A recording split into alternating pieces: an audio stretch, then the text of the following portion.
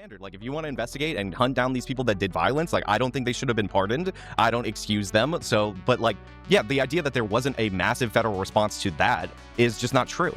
I think we all agree there was a strong federal response to it. But it was a strong federal attack. It was a strong attack on federal property. Antifa was not rioting against just federal buildings or a singular federal building. Bro, did you just hear what he just said? Yeah, because it's actually worse to attack one federal building. Attacking multiple federal buildings, that's not that bad, guys. Yeah, that makes a lot of sense. Good one, Destiny. Thanks, actually. I mean, the White House in May of that year, you know, the federal courthouse in Portland for like 100 days I know, straight. yeah, you guys love to go to those things while making excuses for all the J6 people. It was only trespassing. I'm not making an excuse. You're talking to somebody. Yeah, see, he's rewriting history now. You remember what I said? Here, I'm not making an excuse for them. I'm saying they should not have been pardoned. Yeah, let me just check real quick. Did you say only trespassing? You said they were only trespassing. I No. said, no, I said... Brad, did you hear him say they were only trespassing? See, this is a gaslighting tactic. This is 100% a gaslighting tactic. Like, when he disagrees and he knows that he's in the wrong, he tries to get other people to, like, agree with him so that it makes him look a little bit more credible. This is female argumentation, but, like, I understand why he does this. Man, I can't wait for civil war. I want nothing more than to destroy the left and take our country back by force. Don't adopt Destiny's rhetoric, but for the left. Destiny has the rhetoric, same exact thing that you're saying, except for the right. No one wants civil war. When friends and family start dying on you, you're going to be regretting it, 100%. As long as you say the bad thing over and over again enough times, and more people start saying the same thing, it essentially becomes reality. Like, oh, they all can't be lying. That's like I don't know what you call that. Like when everyone states a thing that is not correct, but everyone says it and believes the incorrect information.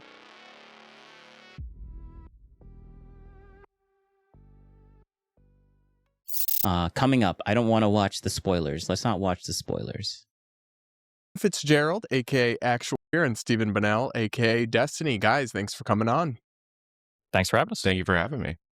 Absolutely. So we're going to start by talking about Zohran Mamdani, who has had a bit of a viral moment. He does seem to have a tendency to do that. He's pretty gifted when it comes to going viral. The mayor of New York City, of course, who's kind of a rising star in Democratic politics, he just announced a new tax targeted on homes owned by people that don't actually live in New York City, filming it outside of a promotional video outside of one of those homes. I'm going to roll that for you guys now, and then we'll discuss. Take a look. When I ran for mayor, I said I was going to tax the rich. All right, Mamdani. There's a lot of people have a lot of different opinions about this guy. He's the mayor for New York City. He got elected. You got people on the right basically saying all the people that voted for Mamdani, I guess they didn't care about 9/11. 9/11 doesn't matter anymore because they voted in Mamdani. And you can kind of connect the dots of why they're saying that. And then you got people on the left being like cheering, but kind of also not cheering at the same time. Because, well, actually, no, that's just a Destiny argument. The left is mostly cheering. It's just that Destiny has he's doesn't like the populism take that he has because people on the right also have the populism take. So yeah, that's going to be the main criticism, but he's going to be super soft on him, like he normally is because he's a political hack. But anyways, Mamdani, I'm wishy-washy on him. I like the fact that he's trying new things and kind of just seeing what works, but his presentation is insanely good. Insanely good. He's a PR master. He understands the internet. Well, today, we're taxing the rich. I'm thrilled to announce we've secured a pied-à-terre tax, the first in New York's history. This is an annual fee on luxury properties worth more than $5 million, whose owners, regardless if I like him or not. I forgot to add that. do not live full-time in the city. Like for this penthouse, which hedge fund CEO Ken Griffin bought for $238 million. So a couple thoughts on this. One is that it's clearly brilliant marketing and political strategy. I think class warfare sells, especially when people are struggling to get by. We've got gas prices high because of the Iran situation and everything else. But at the same time, this is just miles away from where Brian Thompson was gunned down, right, by Luigi Mangione, allegedly, though it looks pretty certain that he did, in fact, do that. We've got this. Actually, that is a good criticism. You probably shouldn't be outing any major big billionaires by name in New York, especially after actual assassination of a tech billionaire or a billionaire that lived in New York City. Like, that's kind of wild. It's a bit too soon. Let's just say that. This kind of sentiment, and yet you've got the mayor standing outside Ken Griffin's home and filming him and pointing at his home and identifying him and vilifying him, when last time I checked, all he's done is donate hundreds of millions to hospitals in New York City, pay untold millions in taxes to New York City, and not break any laws. I don't know. But you forget he's a billionaire. Come on now. We don't like billionaires. They got too much money. Like, every very wealthy person, like, the only reason they have all that wealth is because they stole it. It's impossible to have so much money and not have stolen at least some of it, right? Come on, that makes sense, right? Now, that's a stupid argument, but like, and I don't think none of them is going to say that, but like, that's what people on the left would say. It's a stupid argument. Oh, like, it's so dumb. It's brain, like, intuitively, it makes sense, but like, we have laws, right? We got laws. Like, I don't doubt that some billionaires probably like got their wealth like in poor nature, but to assume that all of them ended up doing that and none of them are good, like, it's just a bit too much. It's too much. And then it's funny because like the people that end up getting wealth and a lot of wealth, they actually are like, actually, you know what? The millionaires and billionaires, you know what? They're not that bad because I made my money just right, but everyone else didn't. And then they change their mind, kind of like the whole Linus Tech Tip thing, where he said in the past that he doesn't understand why people, like, he basically contradicted himself. He buys a private jet to do videos when in the past he was criticizing people for getting a private jet. He never said that he wasn't going to get one, but he did kind of like rag on a specific person that uses that bought a private jet. But whatever, that's completely different thing. It's yeah. Steven, are you on board with the kind of rise of the class war? Like the billionaire, millionaire, anti-bad thing, I don't subscribe to that. So, but I understand the arguments. Fair Zoran Mamdaniism in the Democratic Party. I mean, I'm generally anti-populist in almost all forms of messaging. I think it's a one-way ticket to brain rot, and I think too much of the right and too much of at least the very loud left is kind of on board with this populist stuff. But I will say that in terms of like channeling populist rhetoric into doing some kind of effective policy, I think that the increased taxes or trying to de-incentivize people being kind of like idle property renters, I think is probably a good thing. I don't know how valuable it is to a city to have somebody just occupying units that's not actually living there. I think it'd probably be better for it to go to somebody who's actually living there. So a little bit of downward pressure on rents, maybe incentivizing people who buy expensive stuff like that to actually stay in the city. You mentioned True. Actually, real estate, that's such a dumb thing. Real estate is so stupid. Like, that whole thing, making a lot of money on real estate, buying homes so you can make money off of them. Yeah, that's dumb. Guys, that's stupid. Like, if you buy a penthouse and you rent it out, you need to at least rent out one spot for yourself. Like, you should at least live there, right? Come on. Like, you can't buy other penthouses or other apartments in other places and rent them out yourself. No, you can't. That's bad. Why is it bad? Well, I don't know. It's just bad because they don't live there. That's why it's bad. Is that essentially his argument? I know I'm giving like the really terrible bad faith version, but like, he's essentially just. Let's see what he says. And paying taxes or whatever. I don't even know if this guy's main domicile is New York City. He's there for over 180 days a year or whatever. So I'm generally in favor of maybe not the rhetoric, but this particular policy. I think it's a fine one. Yeah, he has businesses though in New York City, and I'm sure he pays a boatload in property tax on that house, even if he doesn't actually live there. But I mean, anybody that owns it would pay property taxes. You can have businesses in a city without having your principal residence there. So of course, it's just I'm not sure what he did to get singled out by name and shame like this by Zoran. Well, he owns a property there that he doesn't live in, right? He owns a property that he doesn't live in. Okay, so the bad thing is that the reason he got singled out, and the justification for why he got singled out, is because he owns property in New York City and he doesn't live there. Wow. All right. Now, the assumption is that that's a bad thing. That's why he got singled out, because it's bad to get singled out, right, Destiny? Why bring this up if you weren't alluding to the fact that this is a bad thing? Like, that just sounds kind of dumb. Oh, he doesn't live there. Like, oh, okay. Yeah, that's the justification. Okay, whatever. being semantics, but like he likes semantics, so like I'll dig into semantics just for you, Destiny. I don't know. think he was I'd be singled pretty out. uncomfortable there with somebody coming to my house for any sort of like political gesture. Same with if a Republican was promoting like border security and went and filmed out. And honestly, I bet one of them would do this. Filmed outside Nancy Pelosi's house and was like, "Look, she's Look at that smile. Look at the smile disappeared.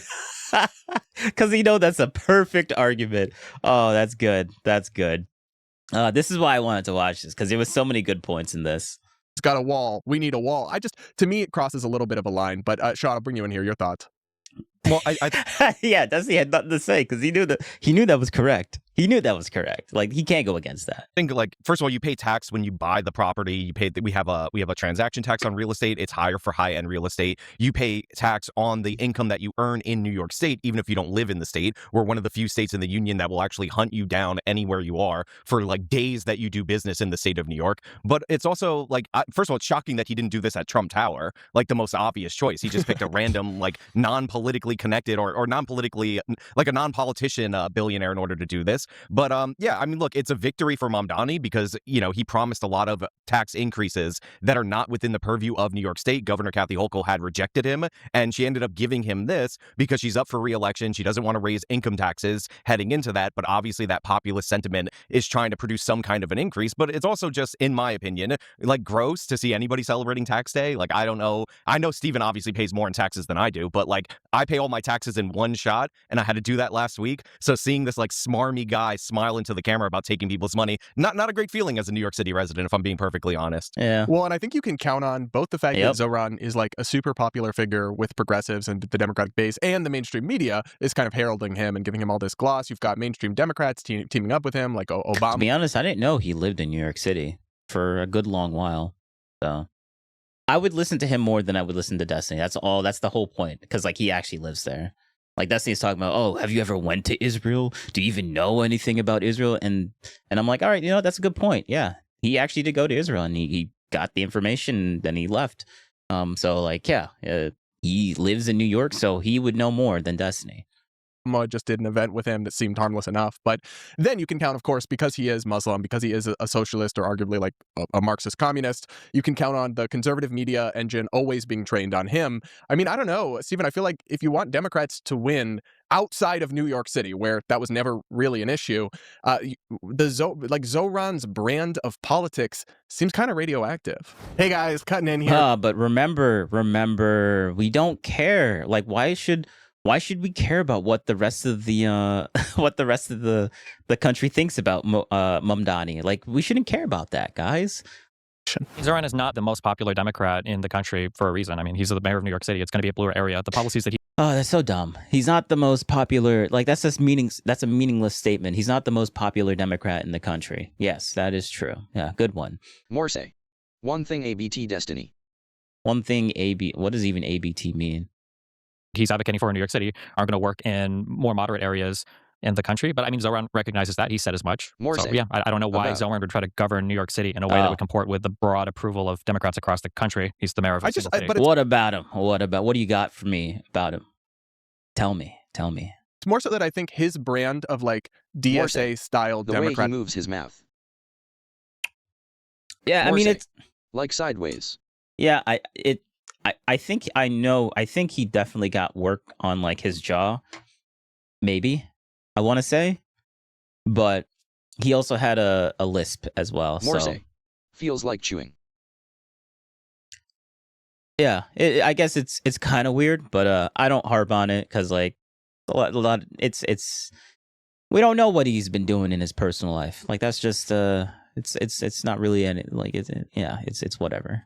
Democratic politics is becoming a major, if not like the major, where the motion is at in the Democratic and progressive base. Whether it's Bernie, yeah, AOC. because they're excited for him, but then also for the... But also, he's struggling not to like open up his mouth and say something too. That's what I always noticed when watching him. To be honest, I've never noticed it. More say. Yeah. Republicans because that's what the Republicans want to label the Democratic Party as. More I mean, true. Republicans have been calling Ha, ha, Democrats ha. socialists for the past 3 decades. So, I mean, what else is new? I don't think that Zoran should start adopting bad policy because the IG conservatives are random. going to obsess over him and market and create laws to try to ban him and people like him from the country. I think that would be a Well, we'll mistake. come to that. And some of the response to him is getting insane. Sean, your thoughts? I mean, he's adopted bad policy because he's a member of the DSA. Like that's actually his whole entire platform. But yeah, the Democrats copying him. I mean, look, there is some stuff of value there. Like the fact is, he knows how to use the internet. He knows how to viral market himself. So even something that I find creepy and weird like this, where the guy zooms in on his face and he does all that stuff, it's going to appeal to some people. And like it or not, populist It's well, you're downplaying it a little bit. It's appealing to a lot more than just some people, but I understand why he's downplaying it. sentiment is rising in the United States of America. I think it's like completely ridiculous in many regards, but pointing to big building and saying this is $238 million, and the implication that's not said, because it's not true in this particular video, is that this guy isn't paying any taxes in New York City and New York State. Like that is going to be appealing to somebody. So a lot of Democrats are going to copy that kind of messaging, but hopefully they don't shift more in his policy direction. And I know Republicans are hoping that they could essentially make Mamdani like AOC and then make him synonymous with the Democratic Party to damage them, because AOC ended up stepping on like her own, she ended up stepping on herself a couple too many times. But yeah, it is definitely something that is trending in the Democratic Party, and the more attention that he gets, people are starved for attention in American politics, the more he'll be replicated. Now, whether that's superficially or on a policy level, I mean, that you can even make the same argument about Trump. Actually, that is an argument about Trump as well. Like Mamdani, like the way he's talking with the populist rhetoric, like Trump does the populist rhetoric. It's working right now. Like that is but I don't think they're ever going to make that comparison because it would destroy Destiny's brain. that remains to be seen. Hopefully it's just superficially, because I don't want Democrats to be worse Democrats, because 50-50 country, they'll likely be the next administration. Yeah, well, Stephen, I always also, as a go quick for thing, it. it's not 50-50 country. It's the fact that almost every single decision Trump has made has pulled this country to the brink, and all of his policies and decisions he makes are insanely unpopular in order to try to pretend that it's just 50-50, and that's why Dems are going to win next time. It's a hilarious reframing of the current state of affairs. I know you like to do Trump. Well, I'm not doing Trump bad. I know you like to do Trump bad. You are doing Trump bad. He just said 50-50 country, and now you're spurring out about like Trump bad. Like, come on now. Those two words triggered you. You're doing Trump bad. Chill. We know that you don't like Trump. But my point is that the country is actually split in terms of presidential elections. We only have a few swing states, and we're talking about tens of thousands of votes. It's not me talking about Trump's popularity or lack thereof at this moment in time. Like, just relax, calm down. We'll get to that. I'm super relaxed, but I mean, Republicans have played into Yes. All right, but okay, what's your counter? this like populist rhetoric as well. I don't hear anywhere near the same amount of complaints about all the tariffs that Trump did, which are way worse than this Mamdani. I think they're bad policy. Sure, that's fine, but none of the other Oh, Republicans. that's great. Yeah. He thinks it's bad policy. Who are you doing? You're shadow boxing no one right now. You're just mad that what everyone else is doing, and you're trying to take in. He's basically applying the rhetoric of what everyone else is saying to what AJW is saying, and he's not saying it. So Destiny's getting triggered by words. And when I say shadow boxing, he's arguing with something that has never been brought up within the conversation because he's triggered. Republicans are saying that, so it's kind of hard for them to think. He even says that. Let me go back a little bit. Clarity or lack thereof at this moment in time. Like, just relax, calm down. We'll get to I'm that. super relaxed, but I mean, Republicans have played into this like populist rhetoric as well. I don't hear anywhere near the same amount of complaints about all the tariffs that Trump did, which are way worse than this Mamdani. I think they're bad. They don't complain, and there's not as much complaints. So that's great. Good for you, Destiny. But I'm retreading old water. I'm just gonna let him talk. He's triggering me. I need to keep talking. Sure, that's fine, but none of the other Republicans are saying that, so it's kind of hard for them to think in an honest environment for them to kick up a whole bunch of dust about what Mamdani is doing. Also, it's not like this is just a random dude that Mamdani is playing to. This is like the single Destiny. Hypocrisy, bruh. You do realize that hypocrisy isn't just because someone is being a hypocrite, therefore he will never do this again. Wow, good one, Destiny, good one. Like it's he keeps bringing up this. I don't know what do you call it, but it's like something about them being a hypocrite, but they still do it anyways type of argument. Like by definition, they're a hypocrite. So like, what do you want them to do? Humans are hypocritical all the time. Like it's like a truism. most expensive piece of like personal property, I think, in the entire country. And I don't think the guy's even principally resident in New York City. I'm pretty sure his principal residence is down here in Miami. So it's not like he just randomly chose a place to go after. Like, I think it's a perfect, or at the very least, a really good use case scenario for like, this is the type of tax I want to implement. This is the type of property that it would target. And this is the kind of person that is arguably abusing this ability to buy really expensive property, remove it from the market from everybody else, and then not even be principally residents in New York City, contributing like somebody else might be if they actually live there. Yeah, that's true. That's a good point. That is a good point. That is a good point. Yes. Now, could you give a charitable good faith argument on why the populistic rhetoric on the other side is actually, like, are you able to steel man that one on like how Trump does it, or are we just picking and choosing because R&D, which is Democrat, Republican, red or blue? Like, my point is that he's just a political hack, and he doesn't actually, well, he cares about what he's saying, but he doesn't show it in his actions or in his rhetoric.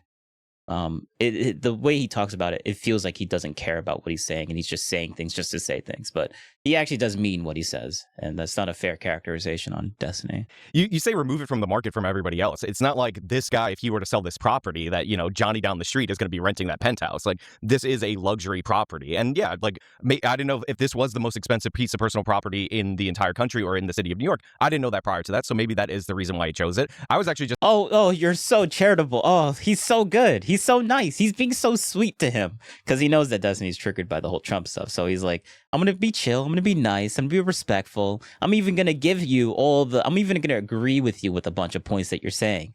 Because, like, he doesn't just disagree just to be, he's not a contrarian. Destiny's more contrarian than AJW, Actual Justice Warrior. I forget his real name. Sean? Maybe? I don't know. Just saying, I thought it was restraint on his part to not do this at Trump's tower because Trump lives in Florida now. Technically, well, that's he's trying to stay on Trump's good side a little bit, which is a very awkward dynamic. Although I guess I respect the hustle there from Zoran to try to work with Trump. A lot, but actually. It's a very... Yes, we need more Democrats to be receptive to work with Trump, or just to at least not play into the anti-Trump rhetoric. Because once you play into the anti-Trump rhetoric, you get easily dismissed instantaneously. Like, look at Destiny. No one really the only people that listen to him are people that already agree with his crazy, like, worldview. Man, I can't wait for civil war. I want nothing more than to destroy the left and take our country back by force. You do realize that Trump is in office, right? That comment doesn't really make any sense.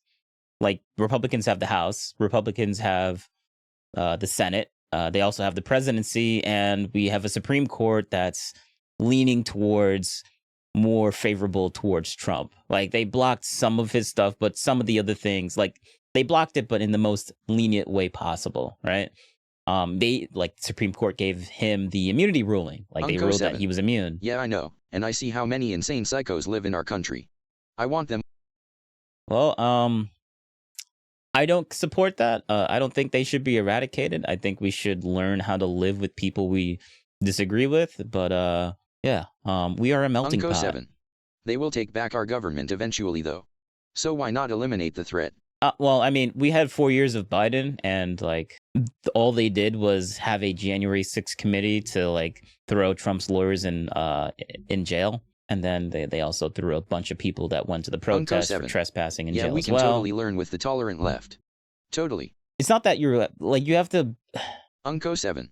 Learn to live with. No, well, we don't need to learn to live. We're already living with them. So, like, I'm not telling you to do something that you're not already doing. It's just that I don't advocate for going into extremes where we need to, like, it's so unbearable to where we need to, like, attack the other side. Like, don't adopt Destiny's rhetoric, but for the left. Like, Destiny has the rhetoric, same exact thing that you're saying, except for the right. Because he thinks that it's uncompatible, that right now it's the worst that it can ever be. And there's no way we can rectify our worldview differences. And my thought process is that, no, we are not to that extreme. We can work with each other, and not all, like, the end isn't nigh. Like, we're going to have Trump for the next 2 years, 3 to 2 years. And maybe we'll get another Democrat in office. Hopefully it's like an Obama-esque type person that isn't going to be super divisive. I don't think Biden was super divisive, but that's mostly because he was super old, and, like, his cabinet was the people that were running the show. So, like, yeah, but yeah, like that's why I'm like I don't want.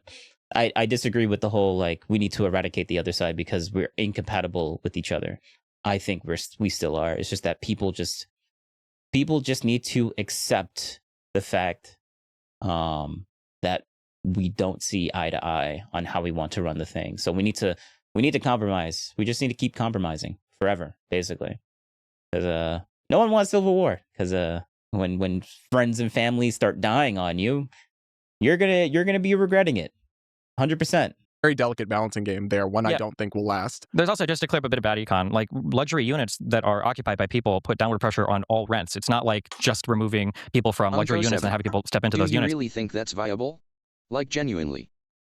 I mean, we've lasted 250 years. I think it's still viable. Unco 7. Bro, war is the only thing that resets the balance. Okay, so when you say war, do you mean like a violent war? Because I don't disagree with you if you don't only mean violent war. Because like we can have we're in a culture war right now, technically speaking. We are in a culture war, a civil strife, sort of say. Like if you Unco 7. Yeah, we lasted that long because America was 90% white for 200 years, lol. There's some truth to that, but I don't think the race might have mattered a long time ago, but I don't think the race matters as much as it did back then.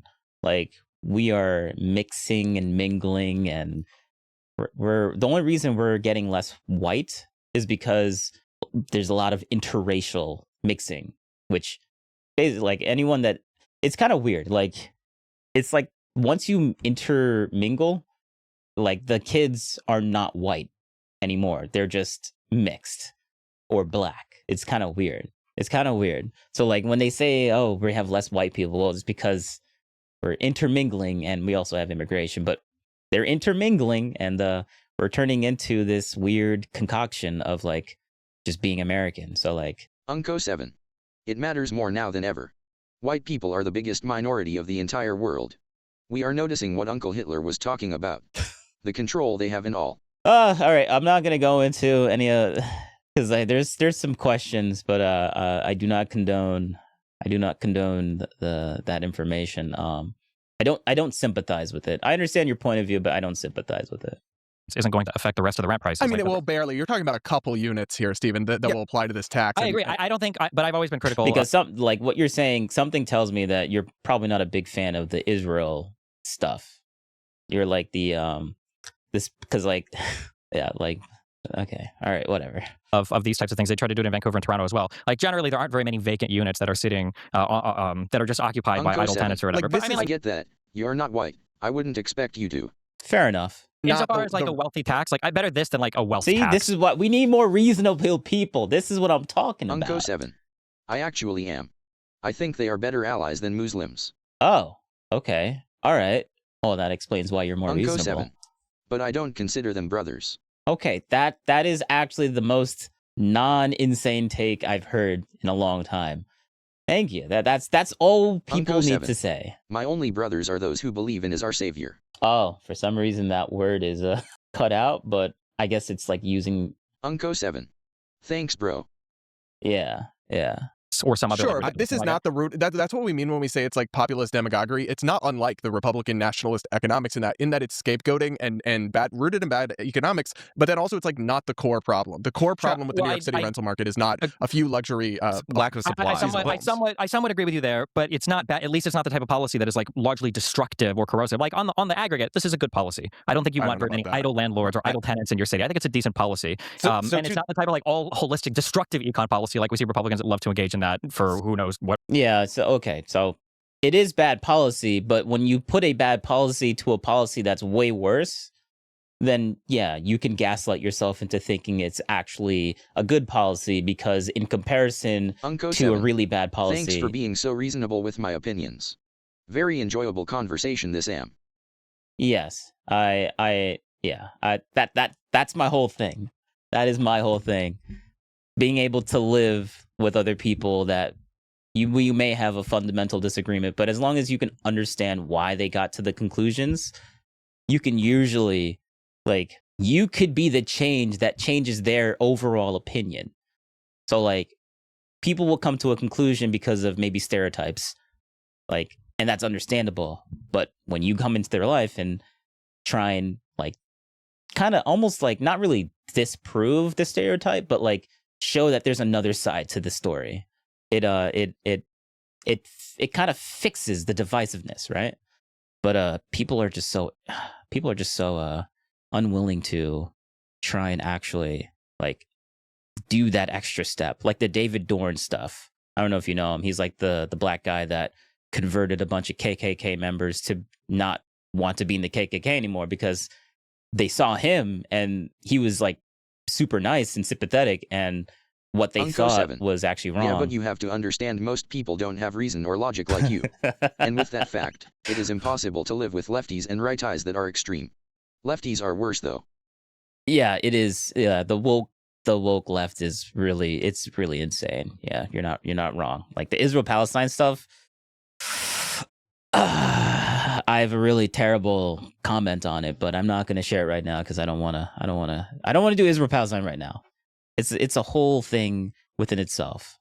What reason? So two things. One, I don't disagree with you. Like the rage against like quote unquote luxury units is ridiculous. Did I like, say reason? I meant conversation. It's a whole conversation within itself. you build more luxury units, people end up moving out of your mid-tier units, and then like everybody would move up, and that increase in supply would put downward pressure on rent. The problem I have with this is like all right, so I'll touch it because you brought it up and I'm thinking about now. Unco 7. Yeah, don't comment on anything Jewish because Twitch is owned by them. Don't get banned.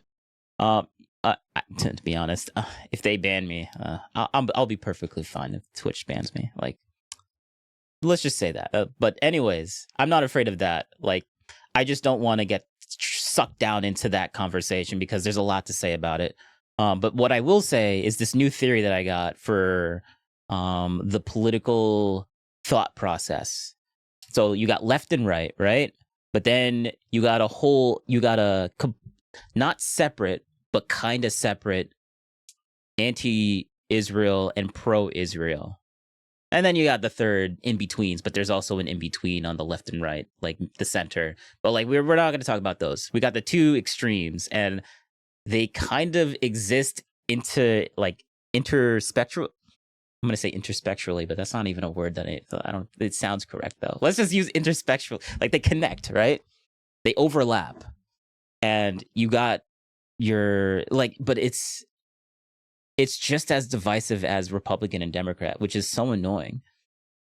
It's kind of hard to like when someone on the left is saying something that you're like kind of like say that someone's on the right and then someone on the left, and they both kind of talk to each other and they're both extremes on their own sides, but they agree on the Israel-Palestine stuff. They're much more willing to actually like become friendly and kind of set aside their major differences on the left and right scale, but still be completely friends because of the common anti-Israel type of perspective.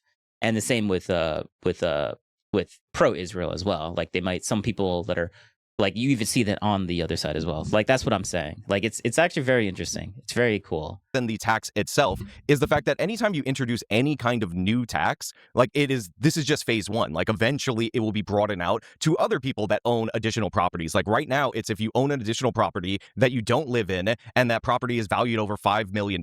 Well, we just saw the proposed estate tax that Mamdani wants to implement, and he wants to lower the threshold from $7.1 million all the way down to $750,000. Now, if you bought a property in 1999 in the area of New York City that I'm in, you probably spent $150,000 to $200,000. That property's worth over $1 million. And unlike in other places where taxes are marginal, the estate tax in New York has a cliff. Now, of course, maybe there's a property portion exemption. That's not uncommon in order to protect homes or whatnot. But my point is, taxes that are new tend to be broadened out. Like you always target an unpopular group whenever you're doing it. In this particular case, it's the rich. But eventually that's going to spread to other people that own multiple properties. And if you're trying to incentivize building more apartments and you're going to tax unoccupied dwellings that are owned by people who aren't living there, then eventually that will turn into yet another terrible housing policy in New York State, which is an undefeated run for the last 10 years. I just think that the problem in New York City is not lack of tax revenue funded by the wealthy, right? They already pay vast amounts, hugely disproportionate amounts of the income taxes and property taxes. And even this tax, he says it will raise $500 million. I highly doubt that. I think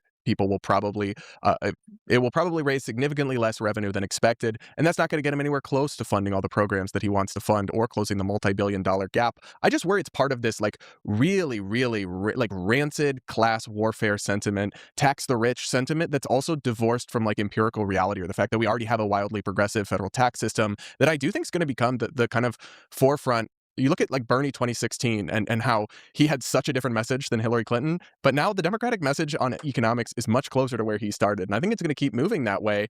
But I don't know, it just seems impervious to factual reality. Like I bet you the average Zoran supporter, if you ask them to guess what percentage of taxes are paid by the wealthy, or what's the tax rate on the wealthy, or you see Elizabeth Warren and her ilk always posting these claims about people paying $0 in taxes that are really very misleading and not true. I don't know, Stephen. I find this curious because whenever we talk about Zoran, you seem kind of you don't always support. You might distance yourself from some things, but you. All right, so I wanted to say something, but I was gonna let him speak. But like, there's a fundamental misunderstanding of reality. Like so you have two people, right? You got two types of people.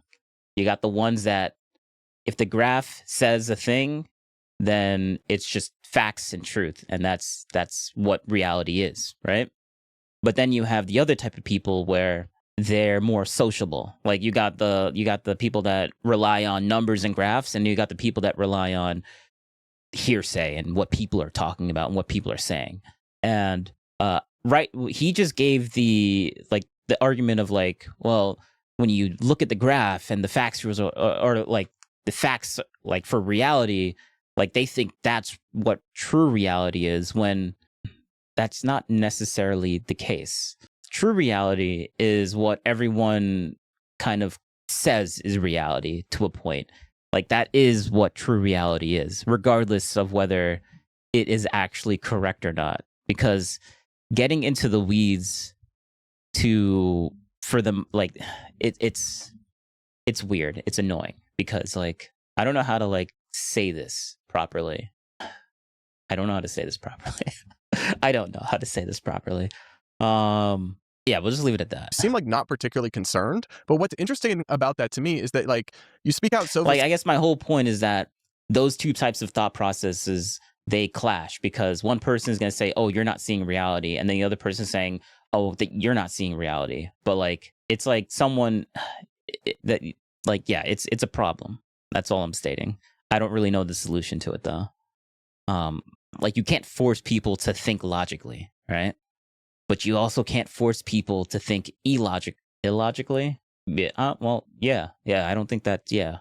Vociferously against Hassan Piker. Or you can't force people to think emotionally. Yeah. And like the Hassan Piker flank of American politics. And I agree with almost everything you say about that.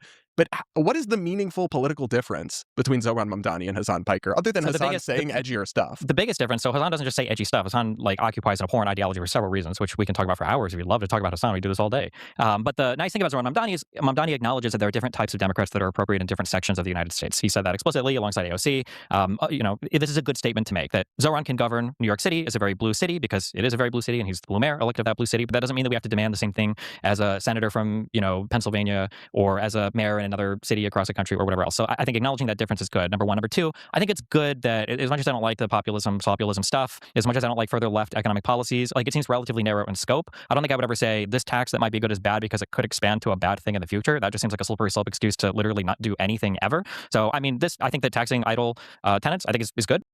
Well, if you understand that, then why do you keep making the arguments on like, oh, if we don't hold Trump accountable, if we don't throw him in jail, or if we don't disavow them, then bad things will always happen. Like that is like the slippery slope fallacy. Like that is the same thing that you use for Trump, and why it's very similar. You use the same slippery slope type of fallacy on that, but I guess it's less of a fallacy when it's about Trump, and less of a problem when it's about Trump, because I guess you're not really thinking logically about that. You're just thinking emotionally when you make those arguments about Trump, because you proudly wear the Trump derangement disorder label, because that's like based in your community. It's like a good thing. So yeah, I probably why he has that thought process and why he's being a little bit contradictory here, but sure. I think that you want those units to be used. You want it so that if you have apartments available in your city, that you actually have people living in them, because that's kind of what they're there for. And the idea that it's going to disincentivize, like builders in the future, like they don't need incentives to build. You just zone for it and they'll build. So all in all, I think he's channeling the populism in like a relatively good way. If you were to start doing some kind of crazy, like financial transaction taxes or wealth taxes. Actually, one of his fans actually called him out on that, on his property building thing in another video that, well, maybe we'll watch, maybe we won't. I want to get into the space Artemis thing soon. So or else, then I'd be like, this is not good. I wouldn't support this. But for this particular policy, I think it's fine. It's a good one. I would say that this is a good tax that I would support from any other politician. So I get the political concessions and kind of pragmatic nature that Zoran has decided to work within the Democratic Party framing and apparatus. But like ideologically, he's like almost in perfect overlap with Hassan. Back to his like tweeting the if he was Communist in perfect Manifesto overlap with days. Hassan, then he would be talking way more about Israel-Palestine and trying to excise every Jew from Brooklyn. I mean, he said and he'll arrest Benjamin Netanyahu, and he's said that leaned was in right, pretty but heavy to that. Yeah, but realistically, this is never going to come up as a thing. Okay. So like, if he was like overlapping, he would talk about the Israel-Palestine nonstop, and then he's like, well, he did say he would arrest Netanyahu, and he's like, well, I mean, it doesn't really matter. He was just saying it just to get elected. Whatever. Yeah. Like, it's just excuses. Come on now. You're doing the same excuse thing with that you hate that the Trump people are doing for Trump. Like, you're just good one. Right. He distanced himself from that globalize the intifada statement. I think he's talked more about like that from the river to the sea thing. Like for the most part, it seems like he's distanced himself from the more radical rhetoric. He disavowed Hassan, directly. So I think that he disavowed Hassan. He disavowed the statement. He did do that. The statement that he did on the debate stage, actually. But the America Deserved 9/11 statement. Is that what you're talking about? They brought up a couple of them, but that was among them. And maybe it was Andrew Cuomo who brought it up on the stage. But setting aside Cenk's nephew for just a second, this also doesn't address the budget deficit in the city of New York. Like, Mamdani wants to raise spending by $14 billion over 2 years. And this is a state tax that will generate $500 million in state revenue. And then some of that will be allocated to New York City. And this just doesn't, like, the math doesn't math on this situation. Like, he's going to, like, the fact that he continuously wants to raise spending on all these programs, and this doesn't even get into his new programs, it's going to hurt the city. Like, so it's not like, oh, he's doing good policy. No, he's doing bad policy. Like, this is not good for the financial health of New York. We'll see, but I mean, like, he's cut the deficit so far from $12 billion last year, I think, to $6.7 billion or whatever this year. So I don't know. I mean, we'll see. I doubt this is the only program that he wants to do. Like, he's doing this one rent tax, and then that's it for the rest of the year. Nothing else is going to come from his. He projected a $12 billion deficit, and then he came out and said that it was $5.3 billion based on savings that his people found. Like, he didn't actually cut anything. He's raising spending. The budget was $117 billion under the last year of Eric Adams. It's going up to $122 billion, and then it's going up to $127 billion in his projection by 2027, and that's the $14 billion in additional spending. Now, to me, like, it's pretty simple, pretty straightforward. If you're going to raise spending by $14 billion and you find yourself in a $5.3 billion hole, then you could balance the budget by just raising spending by like $9 billion, which is still too much, still the most expensive in any city in the country, but it's the largest city, more expensive than 47 state budgets, including the entire state of Florida. Like, this guy's not solving or addressing those problems. He's pretending like this tax will produce enough money in order to solve the issue. So Sean, this is what I appreciate. This is why I appreciate your like commentary on Zoran. Is it's actually like rooted in the facts and reality. But when I look at the Republican discourse about Zoran Mamdani, what I see is like these members of Congress. You've got like Tommy Tuberville, the Alabama senator, like painting him as if it's like the 9/11 hijackers have taken control of New York City. Yeah, I did say that earlier. Yeah, in the beginning. Yeah, that's like the extreme what they're saying, which I think is stupid because, like, I mean, I don't think it's stupid. I understand why they say it, but like, try to not like play, like, don't treat every person with the stereotype. Like, just give them a chance. Like, they probably wouldn't, like, if someone really hated America or hated New York City, you really think they would want to run? Like, give them a chance. Come on now. You've got these people, a Republican member, Andy Ogles, calling him Little Muhammad, and these people simultaneously arguing he's woke and like far left on social issues, which is actually kind of true, and that he's like a secret jihadist Islamist. Why have the Republicans been so, like, broadly speaking, mostly about the politicians here, like, incapable of critiquing Zoran substantively? The quick and easy answer is because they're just a bunch of political hacks. You got political hacks on the left, you also got political hacks on the right. Like, they're just trying to give the emotional argument to basically basically they're trying to create reality. As long as you say the bad thing over and over again enough times, and more people start saying the same thing, it essentially becomes reality. Like, oh, they all can't be lying. That's like I don't know what you call that. Like when everyone states a thing that is not correct, but everyone says it and believes the incorrect information, and there's no way to falsify it. That's the problem. Oh, actually, no, there's a way to falsify it. It's just that to falsify it, you can't, because you can't overcome cognitive dissonance, right? So if everyone has cognitive dissonance, but you're the only person that knows the actual truth, like, is it really true? Like, that's the question. But like, it is really true. But like, if you end up saying that, everyone's going to think that you're a liar, and they're just going to discredit you because everyone else doesn't believe what you believe. Like, that's it touches up to the other question that I had before, which is it's a problem that you cannot fix Without just like, humans I are don't like the going word to human. Islamophobia, but I don't know what else to call some of this. Just like bigotry. I mean, I guess it's like a shortcut for them to be like, he's a foreigner, he's bad. And again, it's not all unearned. I mean, Yeah, Well, he's an it's American. stupid. It is a shortcut to do that. Yeah, that is true. A naturalized citizen, which will be important. well, I mean, he quite literally is a foreigner, though. He got naturalized in 2018, so I'm saying it's a shorthand for that. Like, Yep. that's what they're trying to say. But yeah, I mean, he doesn't help himself in this regard. I mean, a counter protest to him happened outside of the mayor's mansion, and two Islamic extremists threw a homemade explosive device that thankfully didn't detonate. And his first post about it named the guy that was protesting him. Now, I'm not a fan of Jake Lang, but like bringing a roast pig to the mayor's mansion when he's not home is kind of orders of magnitude significantly less bad than trying to murder somebody who brought a roast pig to the mayor's mansion for insensitive protest. So like, he constantly ends up getting into this because like he is soft on the issue of Islamic extremism. Wait, hold on, wait. I just want to be. He wanted to jump in so much. You saw like when he said that his mouth was moving kind of weird. There was another chatter. Yeah. His mouth was moving like that because he didn't want to interrupt him. He didn't want to interrupt him because he's trying to be respectful for the host. But he wanted to jump in so badly, so he was like, like he stopped himself. Be clear, right? We're saying that he's soft on the issue because of the order of his tweets, even though he condemned the person that threw the explosive device. Yes, he's soft on the issue because in his first tweet, he wanted to call out the anti-protesters, the anti-Muslim protesters over, instead of like calling out the guy that threw a bomb that did not explode into the protest.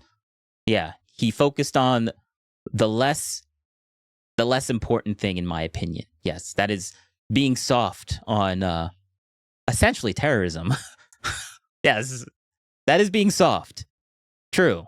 Like in his later like, this is so stupid. I hate that he does this because like he complains left and right about, oh, but Trump, the Supreme Court told him to bring Gabriel Garcia, that guy, back, but he dragged his feet on that, and that's why it's really bad. And when Mamdani drags his feet on an actual literal like terrorist attack, that doesn't mean anything anymore. It doesn't matter. Okay, like it's just the double standard is like, it's just so blatant. Like, damn. First of all, in his original tweet, and if you have it, you should pull it up. It implies that Jake Lang was responsible for the explosive device. So then days later, he's like, oh yeah, like this kind of extremism, never names Islamic extremism. Weird how he can't seem to be able to do that. So yeah, I think he's soft on this issue. Yes. But you don't think he is a like radical Islamist Sharia law Muslim, the way they talk about him? He's I don't think he's going to implement Sharia law in New York City, no. Yeah.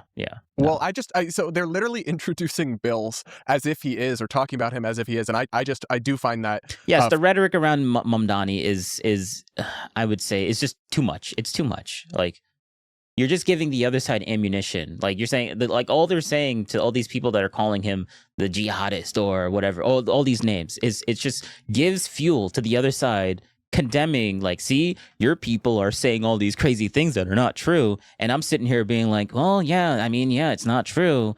And then there's plausible deniability for where they use this one little data point to like go to a much grander conclusion or another point that they have about the right and how they lie all the time or whatever. Like, it's just more fuel for that, and it's just like it's annoying because like it's just plausible deniability for their overall point for what they think on the other side, and it's annoying. It's annoying. frustrating. Steven, do you have thoughts on this piece about the rhetoric Hold on. here? So his tweet on March 9th was, Amir Balat and Ibrahim Kayumi have been charged That's with the second tweet. heinous. Yeah, the second tweet. Yes, the second tweet. Obviously, the second tweet was obviously like condemning the people that weren't that did the terrorist attack, but the first tweet wasn't, and that's the whole point. So good job, Destiny, for reading the thing that we've already said that was not the issue. Like, you're reading something that isn't the issue. Act of terrorism and proclaiming their allegiance to ISIS. They should be held fully accountable for their actions. We will continue to keep New Yorkers safe. We will not tolerate terrorism or violence in our city. That does kind of call it out there, Sean. That's days later after his original tweet, which is still up, where he names Jake Lang first and white supremacy, which I believe this attack happened on the 7th. But it sounds like he did this right after the people were charged. So this was 2 days later. So it's because of the order of his tweets that he's soft on Islamic.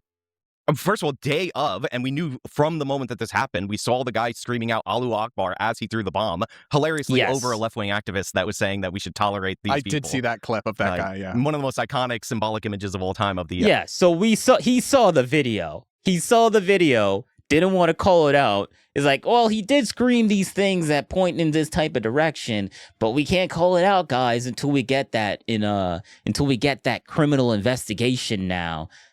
But then AJW is going to bring up another point where it happened to be a Jewish person doing a not so good thing, and Mamdani we didn't need to wait for an investigation for that one. He just called them out instantaneously, which is, I like the fact that he brings it up and takes him out. This is gonna be good. This is gonna be fun. It's gonna be fun. I'll stop interrupting. Yeah, just because somebody says Allahu Akbar doesn't necessarily mean they are allegiant to ISIS, or doesn't necessarily mean that they could be Star Wars fans and they don't know the line. Yeah, that's true. Or it could be a person who's insane, or it could be. I know that you guys like to see Donald Trump tweeting insane stuff every 2 hours, so maybe that's.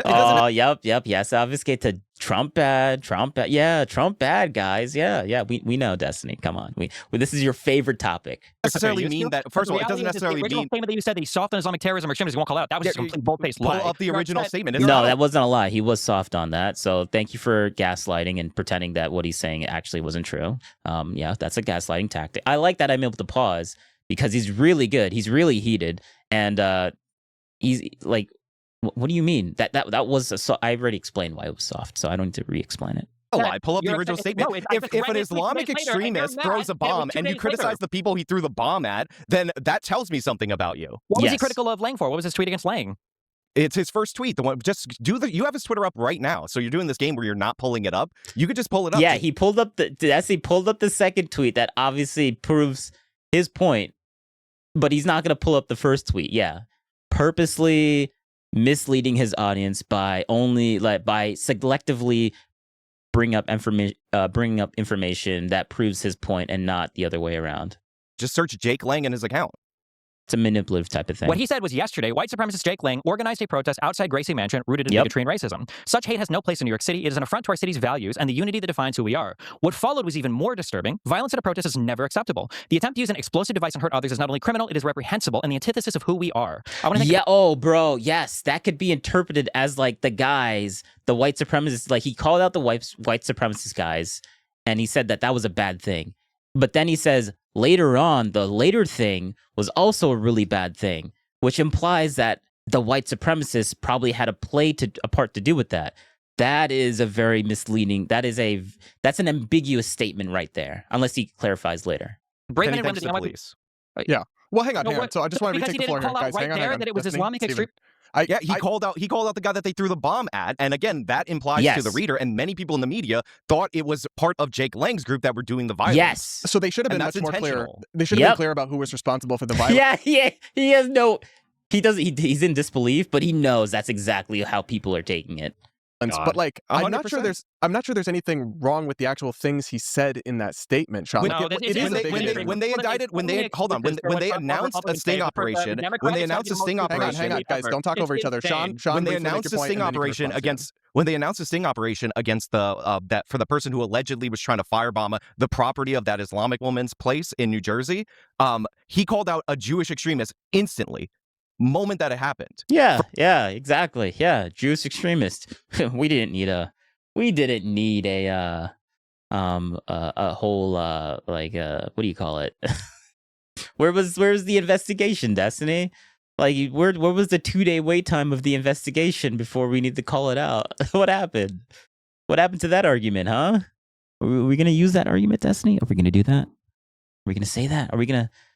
He's not going to say it. He's not First tweet, you could search the word Jewish into his thing. So he's capable of doing it. He's capable of identifying ideologies when it's convenient. I just point out the obvious, which he won't identify an Islamic ideology until after he's pressured. And then he'll mention ISIS, but not an Islamic extremist, which we knew from the jump when he threw the bomb. Why would he just say 2 days later? Why would he say this 2 days later then if he's so committed to not mentioning... Because there was a giant reaction to it.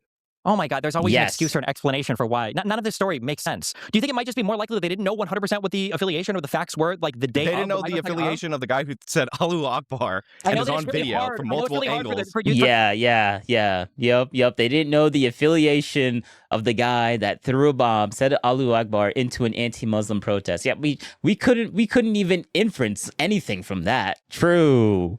It's not like there's history of people doing this in the past in New York City. What, like, bro, he's being so obtuse,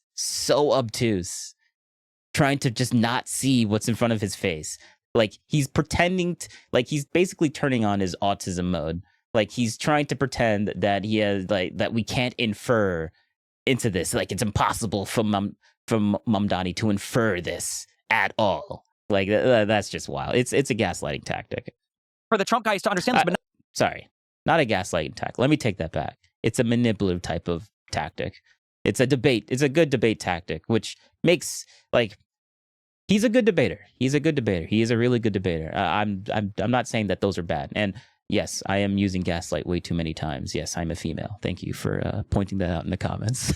not everybody does investigations based off of YouTube videos. That's why we're looking at Charlie Kirk's assassin potentially not even being convicted in his case because of how much the Patel FBI has fumbled this, because of their inability to shut the fuck up about anything and to constantly tweet every single thing that they see come across their social media feed. Maybe, Sean, maybe it's good when a leader actually waits a day or two. He knew who the guy having the protest was. Do you disagree with anything he said about the protester? And he condemned the violence at the event. And then 2 days later, once the DOJ had charged, right? 2 days later, when the DOJ charged, he said that people who are pledge allegiance to ISIS is unacceptable. Like, you're putting this insane standard on a guy. Right, it's not an insane. Okay, so we listened to his argument. Now I'm going to throw it right back into Destiny's face. So with the Obregón Garcia case, it's actually really good for a leader to actually wait until, like, even though like the Supreme Court did give him the said that they should like facilitate his return. It is good that Trump actually waited a little bit longer to actually dig into what if like whether they can actually facilitate it in a really good manner, or whether this was something that we really should do and actually look into this a little bit more, instead of just like immediately just going with what the Supreme Court said instantaneously at that moment in time without actually doing any type of investigation to get more information on the ground of whether we should actually do that or not, or facilitate that or not. Yeah, that's a really, thank you for that argument, Destiny. Are you ever going to use that about Trump? No? Oh, what? Oh, what? Oh, you're a political hack? Oh, okay. Yeah, so everything that you just said, yeah, I could care less. Like, it's a good argument. It's a really good argument. But is he going to use it that way? No? Oh, he has all the excuses in the world for why he probably should have done it sooner? Oh, okay. Good one, Destiny. Good one. Specifically about Trump.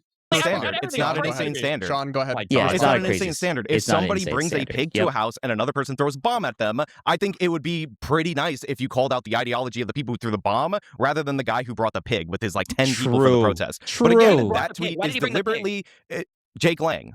Yeah, but you know he brought that as like an anti-Muslim because he's Muslim.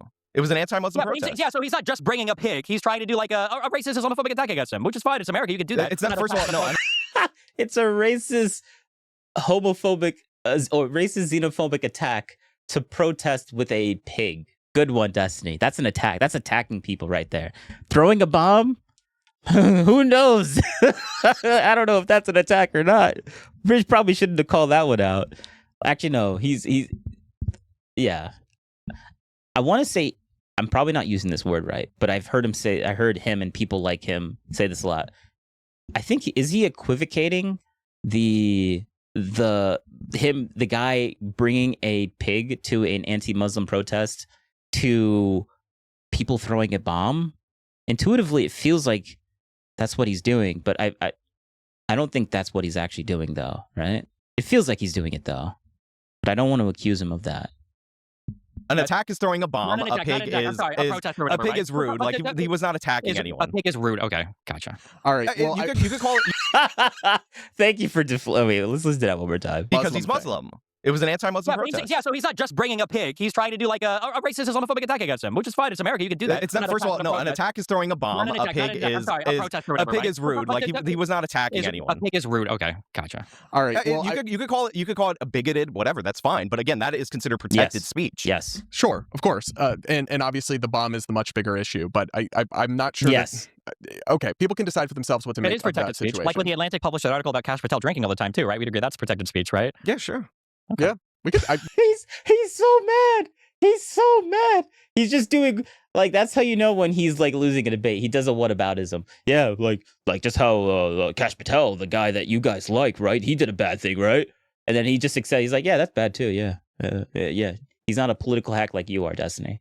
Like he projects his political hackness onto every person that he debates, expecting them to just not bite the bullet. But AJW is actually a pretty smart guy. Pretty smart guy. Yeah, that's why I wanted to watch this, because like he basically destroys him. And you know what's funny? Destiny made he clipped this video to like a 13-minute clip of the entire thing and posted on his channel, because if he were to post the entire thing, well, made him, as you can see, it's making him look kind of bad. Like AJW is kind of winning right here. He's keeping calm. He's kind of like getting fun. He's getting all heated and mad because of his TDS, but like, so like he gets triggered by the Trump stuff, which honestly, I understand why he gets triggered. Like it makes sense. Like I understand his worldview, but like optically, it just looks bad. It just looks bad. You know, I almost considered doing that for a topic, but I want to take time to read the full lawsuit, and then I'm probably going to talk about it later. But yeah, well, the complaint, like it's his initial complaint, not the lawsuit, right? Because he's trying to sue for defamation. Right, his initial complaint, yeah, that he filed. Yeah, good luck, Kash Patel, with discovery. Yeah, I don't know, man. If I was the A Atlantic, complaint is the start of a lawsuit, right? That is how you start a civil lawsuit, is you file a complaint, right? Yeah. Yeah, no, I'm just saying it would be from his perspective because he's the one filing it. right, and I like that. I Every did civil see that lawsuit they starts from included the a list perspective of the just person like filing it, his You're trying to produce an argument for no reason. I'm just saying you're going to read the complaint, what Kash Patel is alleging, but oftentimes initial complaints. I'm only correcting you because you've been sued quite a few times. I mean, All right, you've had guys. some legal trouble. You would understand this. Yes, but you corrected him when he said lawsuit. You said, well, just a complaint. It's Well, the start because of a it's from his perspective is what I'm Yeah, trying to sure. just emphasize. I don't think there's a disagreement. Yeah, there's no disagreement here. Destiny's just triggered by the fact that he's using a complaint instead of actually using the actual technical definition of what is actually going on the ground. Like, it's a complaint, it's a lawsuit. Yes, complaint, lawsuit, it's used interchangeably here. It basically means the same thing in this context, but like, I guess he's just pretending the context doesn't exist, and he wants to just he's just contrarian. He's naturally contrarian, so he's like, he used the word that he didn't like. That's AJW used the word that Destiny did not like, so Destiny had to like cherry pick and try to make an argument out of nothing. Agreement here. So let's just move on to the next subject. Steven wants to nitpick and start a fight for no reason. Nitpicked him. Exactly. You said it's not a Hey, lawsuit. listen, Steven, I'm not upset about it. I was just saying I'm it's really his not upset about it at perspective. all. It's totally okay. So we'll keep it moving Yes. here. Here's the headline Yep. from Mediaite. Chip Roy unveils, quote, Mamdani Act to bar and deport migrants over ideology. Here's the statement from Chip Roy's press office. Representative Roy introduces Mamdani Act to denaturalize and deport Marxists and Islamic fundamentalists. Roy told Breitbart News, by targeting the Red-Green Alliance, this legislation deploys new tools to fight back against the Marxist and Islamist advance that has devastated Europe and has now arrived on our doorstep, especially in my home state of Texas. This bill would amend the Immigration and Nationality Act to limit alien eligibility for admission and naturalization and enable deportation and denaturalization for any membership, affiliation, or advocacy of socialism, communist, Chinese communist, Marxist, or Islamic fundamentalist doctrines, and for other purposes. I mean, we can get into some more of the details, but this is, to me, absolutely insane. It's one thing to say we're going to sort who comes into the country on legal It is absolutely insane, but I need to BRB. I'll be right back. We are back, boys. We are back. And what were they talking about? Not sure, but I'm refreshed. I need to take that BRB. Yes, that BRB was really nice. Let's continue.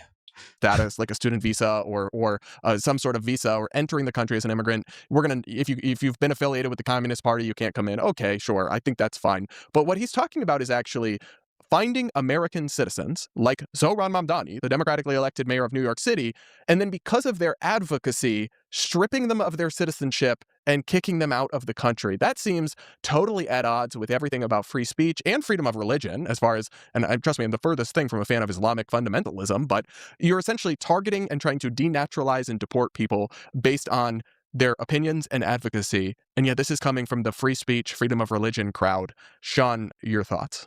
Yeah, so I mean, That is a good historically, in point. terms of restrictions to enter and become citizens of the United States of America, this is not that unusual. Like, we ban Communist Party affiliated people from becoming citizens. I think that might actually still be the law as of right now. But once you get, I think it still is because of the Cold War, mostly because of the Cold War. Yeah, we were fighting communism. Like, that's why NATO exists. Like, we hope, like, the whole world made an entire organization, a world organization, to destroy communism or destroy the USSR, which was a communist state at the time. Like, so I understand why we have laws in the books on that, for that specifically, because the whole world hated communism. They hated communism so bad, so bad.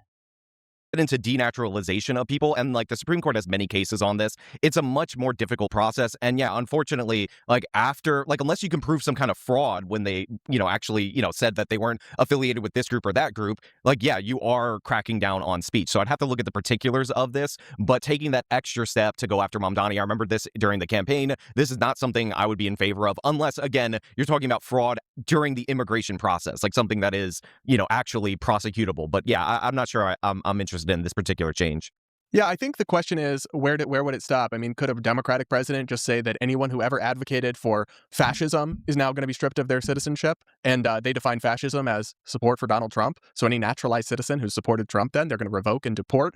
I just find it strange that suddenly Republicans are Yeah, so... like, that's a really good point. Yeah, exactly. Like, and it's kind of funny he mentions that, because Destiny kind of made that argument. He did make that argument. And he's in support of that 100%. Like, that's why he's not gonna say anything here, because he wants to hide his power level. He's basically doing what Hassan does when he goes into any podcast. He's like basically just not showing how he really feels and just giving a much more tepid response of like, and basically just keeping, not saying things. Like, he's purposely not saying his opinion on that. What is it? It's not really like what do you call it when someone basically doesn't share information purposely because they know it would make them look bad? Or what is that word? Like, it's like it's like a deceitful type of thing. I forget what it's called. Like, it's like lying by not saying something. I forget. I think you guys know what I'm trying to say. Obviously, I acknowledge what you said. There is a historical precedent of some degree of ideological screening of who comes into the country. But when you're actually talking about some historical precedent, it was literally why World War. It's why the Cold War existed. And that was the really long war. stripping people of their citizenship, and this goes all the way up to President Trump himself. This is pretty drastic. Denaturalization cases are very, very rare for a reason, and they usually involve, like you said, some sort of fraud or serious crime, not just advocacy for ideas we don't believe in. And then we talked about targeting Ken Griffin at his house. I mean, it's a lot more explicit to target the democratically elected mayor of New York City and say, we're going to revoke your citizenship because we don't like your advocacy. I mean, Stephen, your thoughts? Yeah, I mean, obviously, I'm against this. This is just a natural extension of all the conservative rhetoric from Trump about deporting Ilhan Omar or denaturalizing citizens that he doesn't like. I'm pretty sure he said it about Ilhan Omar. I'm pretty sure he said it about Mamdani himself. But I mean, it's not a surprise at all. Yeah, he's not wrong about that was that. during the campaign before they were bros, though. Yeah, maybe he wouldn't do that now. But I guess, how much, we've seen so many issues now, right, where it's like retaliating against press outlets. How do Republicans still, with a straight face, Sean, claim we're the free speech guys, we're the First Amendment guys? I mean, like, a bunch of them didn't mean it. They just, thought it was advantageous. And you see this a lot from people that were outside of power. I mean, I hate to bring up Cenk's nephew again, but he did this recently where he was like, they're trying to deplatform me at Yale or whatever university he was speaking at. This guy is a blatant advocate for deplatforming people at universities and violence against them when they go and speak. So when they go and speak there. So there's a lot of people that are, fair weather free speech advocates. And I think Chip Roy, I don't know him, obviously. I think he thinks he's doing something that he isn't doing, which is restrictions on entry, which I'm fine with. Like, you can add Well, it's more part of the ideological bill. barriers on entry. But like once you're in the country and once you're an American citizen, you have the full protections of the First Amendment. And I'm sure somewhere in this bill, it's going to say, oh, this should not be construed to violate the First Amendment or something, even if huge portions of the bill violate the First Amendment, because that's often like a little trick that they do to get past that. But yeah, like denaturalizing somebody should be with an immigration related fraud or something of the I'm sort, so or sorry. maybe after they commit like a serious felony. Like I remember one of these, the Sudanese shooter in that university, like he had already been arrested for doing like a terrorist attack or planning a terrorist attack or something of the sort. Like that guy we could have denaturalized. Like once you're Yeah. pledging allegiance to a foreign terrorist organization and you just became a citizen like 8 days ago or however long ago, like that guy we can consider denaturalizing. But like I'm more interested in like the actions that are affiliated with this rather than the Right. ideology. I find it strange because I came up in a time in Republican politics where it was all about freedom of religion, right? Being one of the things that was constantly stressed.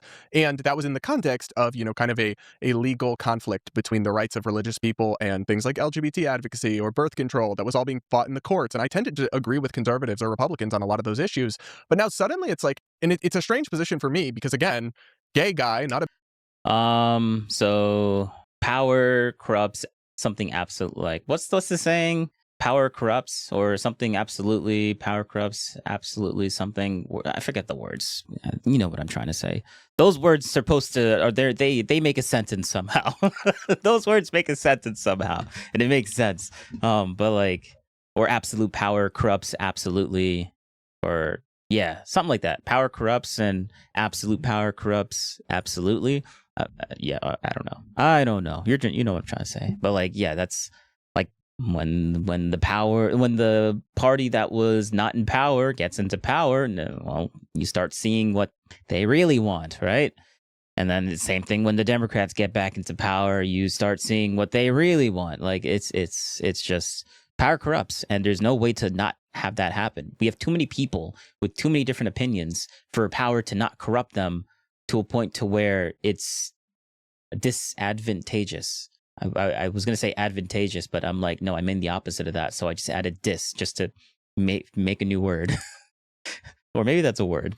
I don't I'm know. a big fan of radical Islam, but I do believe in freedom of religion, even for Muslim people, and I don't want anyone discriminated against just based on some collective assumption about what they believe that might not be true for any individual.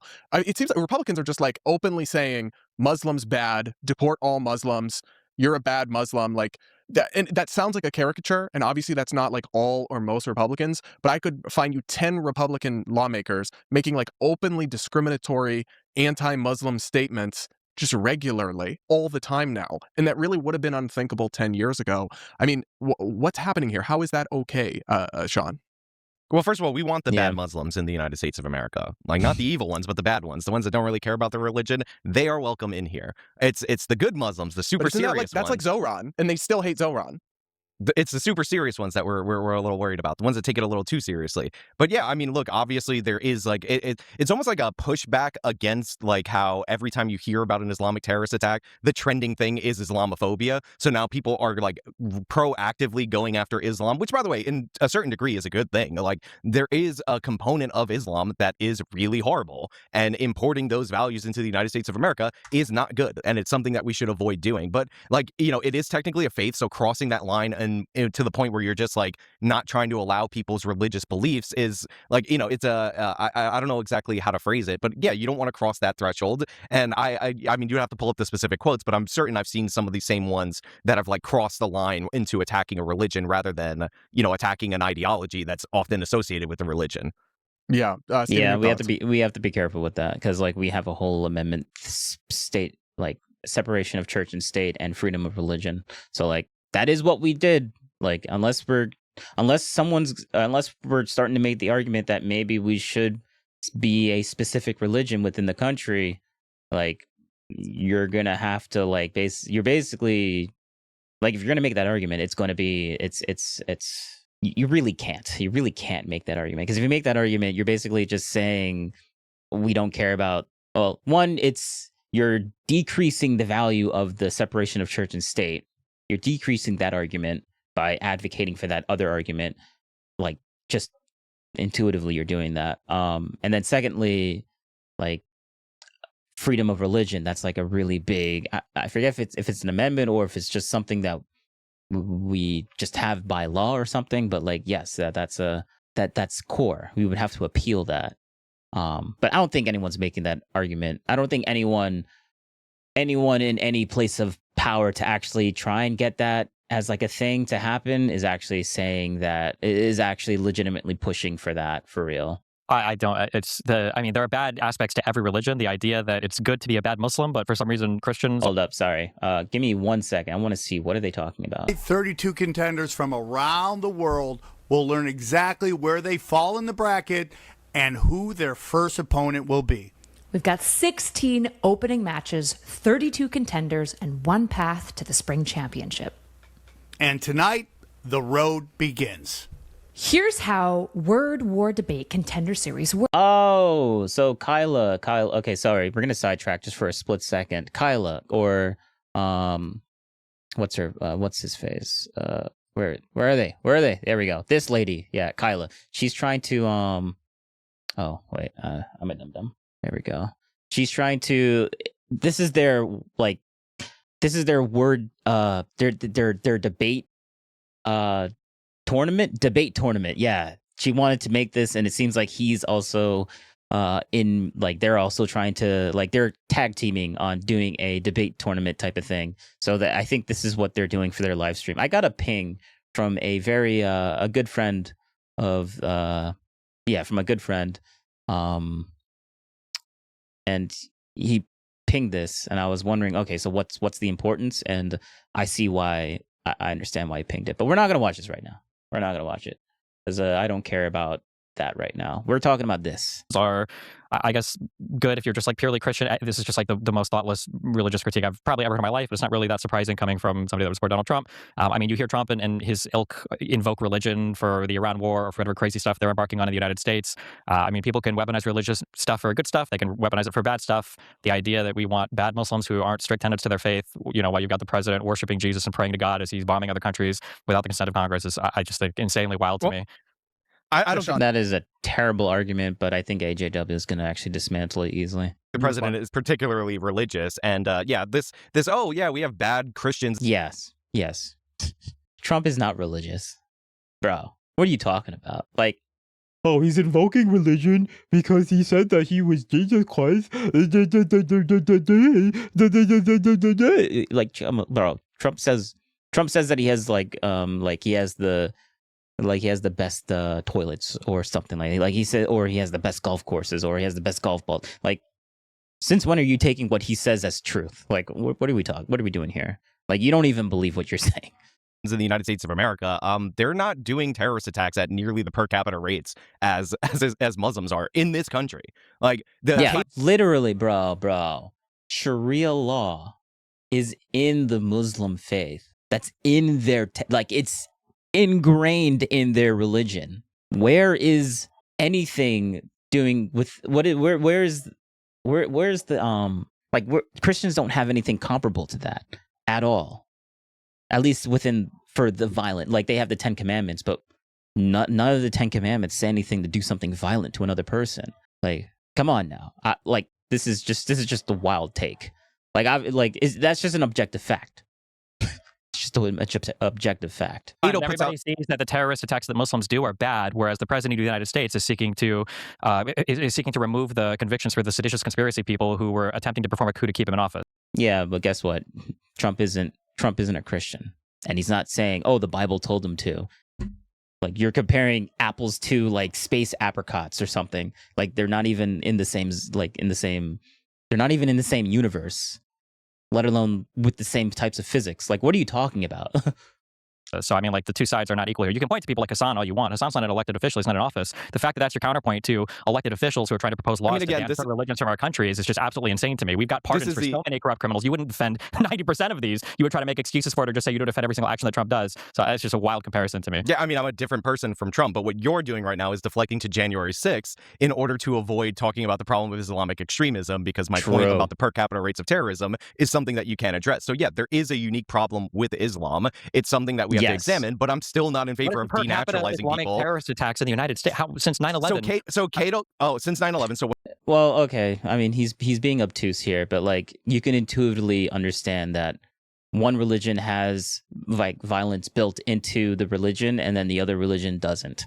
Like that's so intuitively per capita, that the religion that has, like, you can intuitively understand this, but he's just turning on his autistic mode.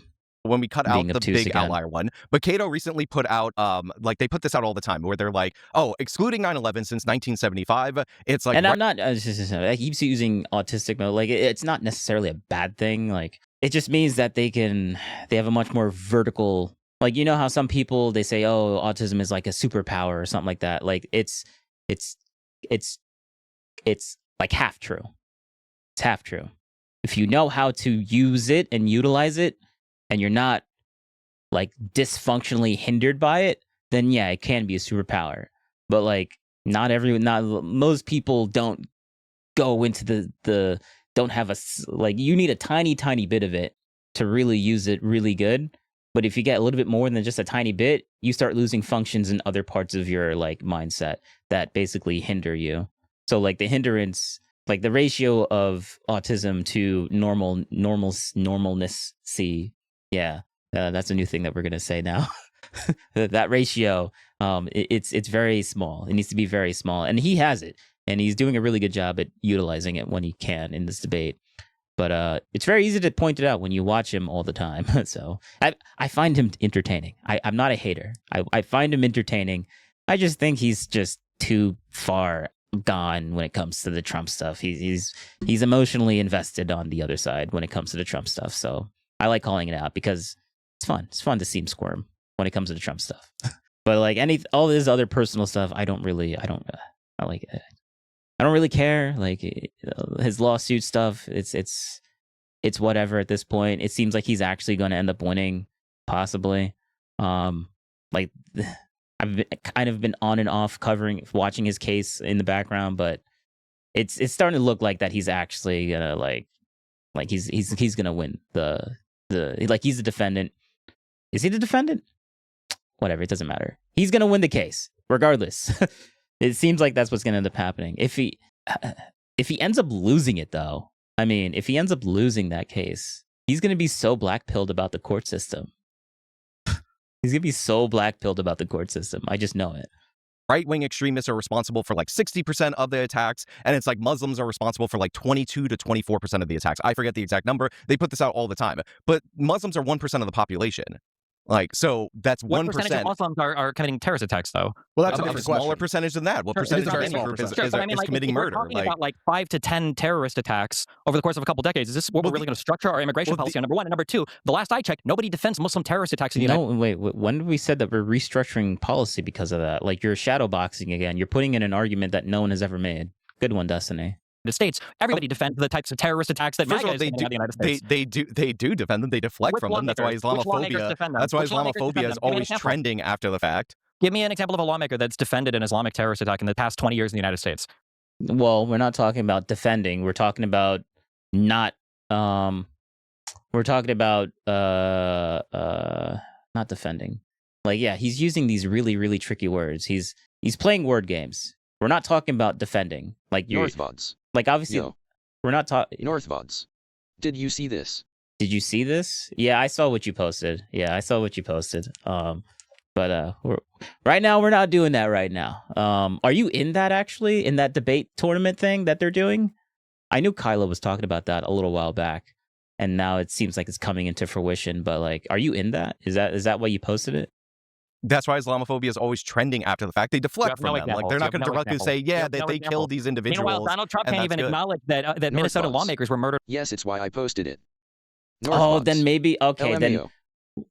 if you let me know when you're on, I'll keep it in the background to check to see when you actually come on, and then I'll watch it. But we're gonna do some, because like I want to go into the, after I'm done with this video, I want to do the Artemis denying people, that there was like a whole 2-hour freaking podcast, like no name podcast, where they basically talk about the, like, why the whole moon landing Artemis thing was like fake or whatever. LOL, I saw AHT video. Yeah, it's I want to debunk that so badly. I'm gonna arc raid and watch that passively, because most of what they have to say is just not really, I don't really need to listen to it. But like that's gonna be my pastime after this video. By a MAGA person, or the fact But that I'll keep your thing in the background and then we'll throw you on after. Like we'll just cut through it. Skull Spotter. Hey streamer, I follow back forever. Once every half year I ask if I can help and you build me from our channels if you like. What? a lot of the rhetoric around Charlie Kirk might have led to that the guy who drove his USA flag-adorned truck into a Mormon church to start killing people, North or bots. the fact that LMAO a bot. Yeah, it probably is a bot. every single person that commits a crime on behalf of Donald Trump somehow winds up with a pardon, or the fact that he's North bots. planning to pre-pardon the entire Twitch bow. North Actually, bots. Bot. actually, and I hate to say it, that chat came from Rumble. And I'm not gonna lie, Kick has way more bots. Twitch, they used to have a bunch of bots, right? But like, I mean, I can't say this because Twitch. Actually, no, Twitch allows this now, so I can say this. Yeah, I have all the chats like combined and stuff, so I know which sites give out more bots than the other, which is so annoying. It's so annoying. But like, yeah. cabinet. You're You said right. anybody that's come within 200 feet of the Oval Office, and here you are saying, well, some people make Islamophobic claims. You have no answer to Democratic lawmakers that defend Islamic terrorist attacks because they don't exist. And even Zoran Well, they Mamdani, the guy deflect you from brought up them. earlier, literally condemned it 2 days after. Yeah. See, this is the thing that he plays these word games. He's like, we're not talking about Democratic lawmakers defending Islamic extremists. We're not talking about that. No one mentioned it. You're the only person that brought that up. What we're talking about is that they're like Mamdani's being soft on this and just pretending it doesn't really exist, or downplaying the extreme part of like what happened during that protest. Like that's what we're talking about. That, but he's like using the exaggerated version of that and attacking he's attacking the straw man that no one ever made in this conversation. And then using like he's really good at debating. He's really good at debating. He having called the out DOJ he file called out the charges. ideology of the victim, and that tweet implied that Jake Lang was somehow responsible for the attack that was on him.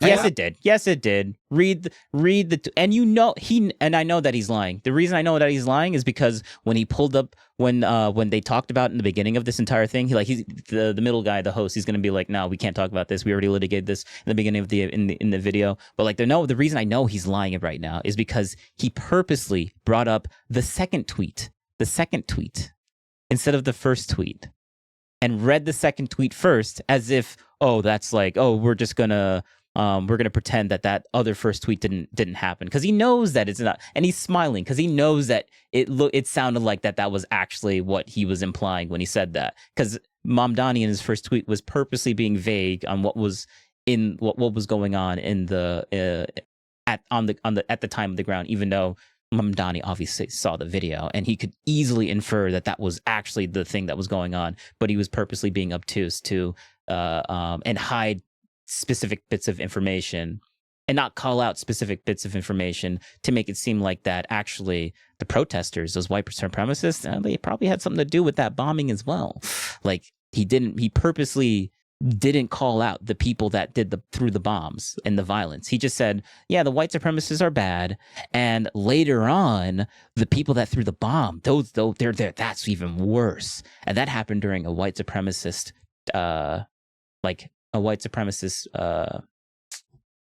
what's the word?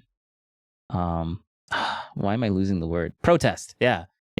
But he wasn't specific on like who did the bomb, who threw the bomb or whatever in the first tweet. And then 2 days later, he actually calls them out later. But that was the whole point. But now he's trying to rewrite history. And I hate that he's doing that. That's why I'm like, I really want to, I'm on a long-winded, like kind of mini rant right now. And because like, it's very easy. He's a really good, I don't want to say manipulator because that's negatively loaded, but he's a really good communicator. And he's really good at making people think, something that may not be 100% true, and rewriting history and over-exaggerating and underplaying and then downplaying what actually happened he's really good at maneuvering in a debate. That's all I can say. absolutely did. Guys. It absolutely did. I'll go back a little bit. Half of Donald Trump somehow winds up with a pardon, or the fact that he's planning to pre-pardon the entire cabinet. He said anybody that's come within 200 feet of the Oval Office. And here you are saying, well, some people make Islamophobic claims. You have no answer to Democratic lawmakers that defend Islamic terrorist attacks because they don't exist. And even Zoran Mamdani, the guy you brought up earlier, literally condemned it 2 days after. He called out the ideology of the victim, and that tweet implied that Jake Lang was somehow responsible for the attack that was on him.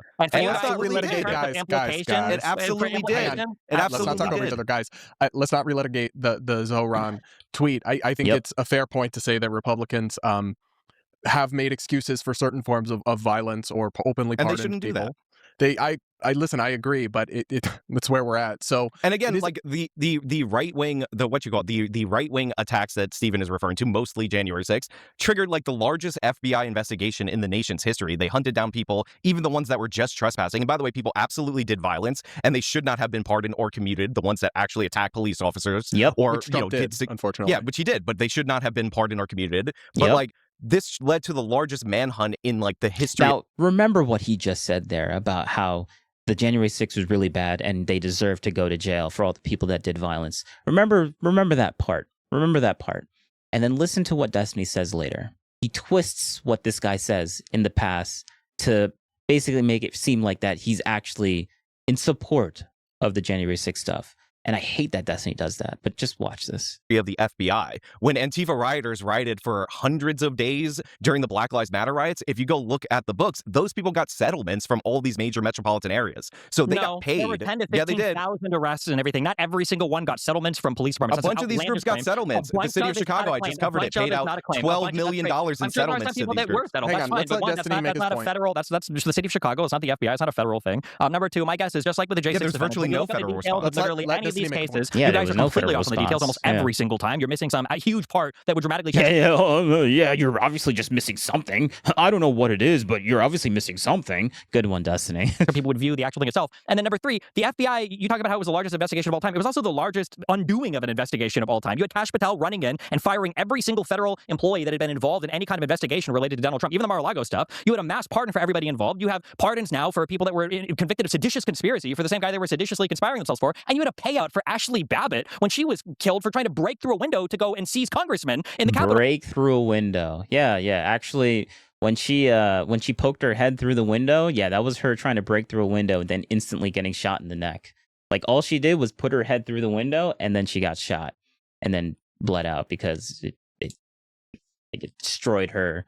It destroyed the one part of your neck, the artery that everyone knows, like it's the most vital thing on your body. If that thing gets severed, like, odds are you're gonna bleed out because it's like the first place where all the blood goes.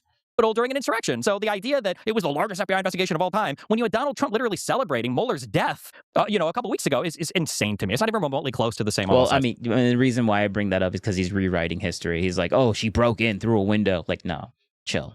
That's not what happened. She got shot for poking her head through a window. Granted, the window shouldn't have been broken, but she didn't break it. I don't know if she didn't break it. Yeah. That's on this. Yeah, the reaction federally was much more extreme to January 6th.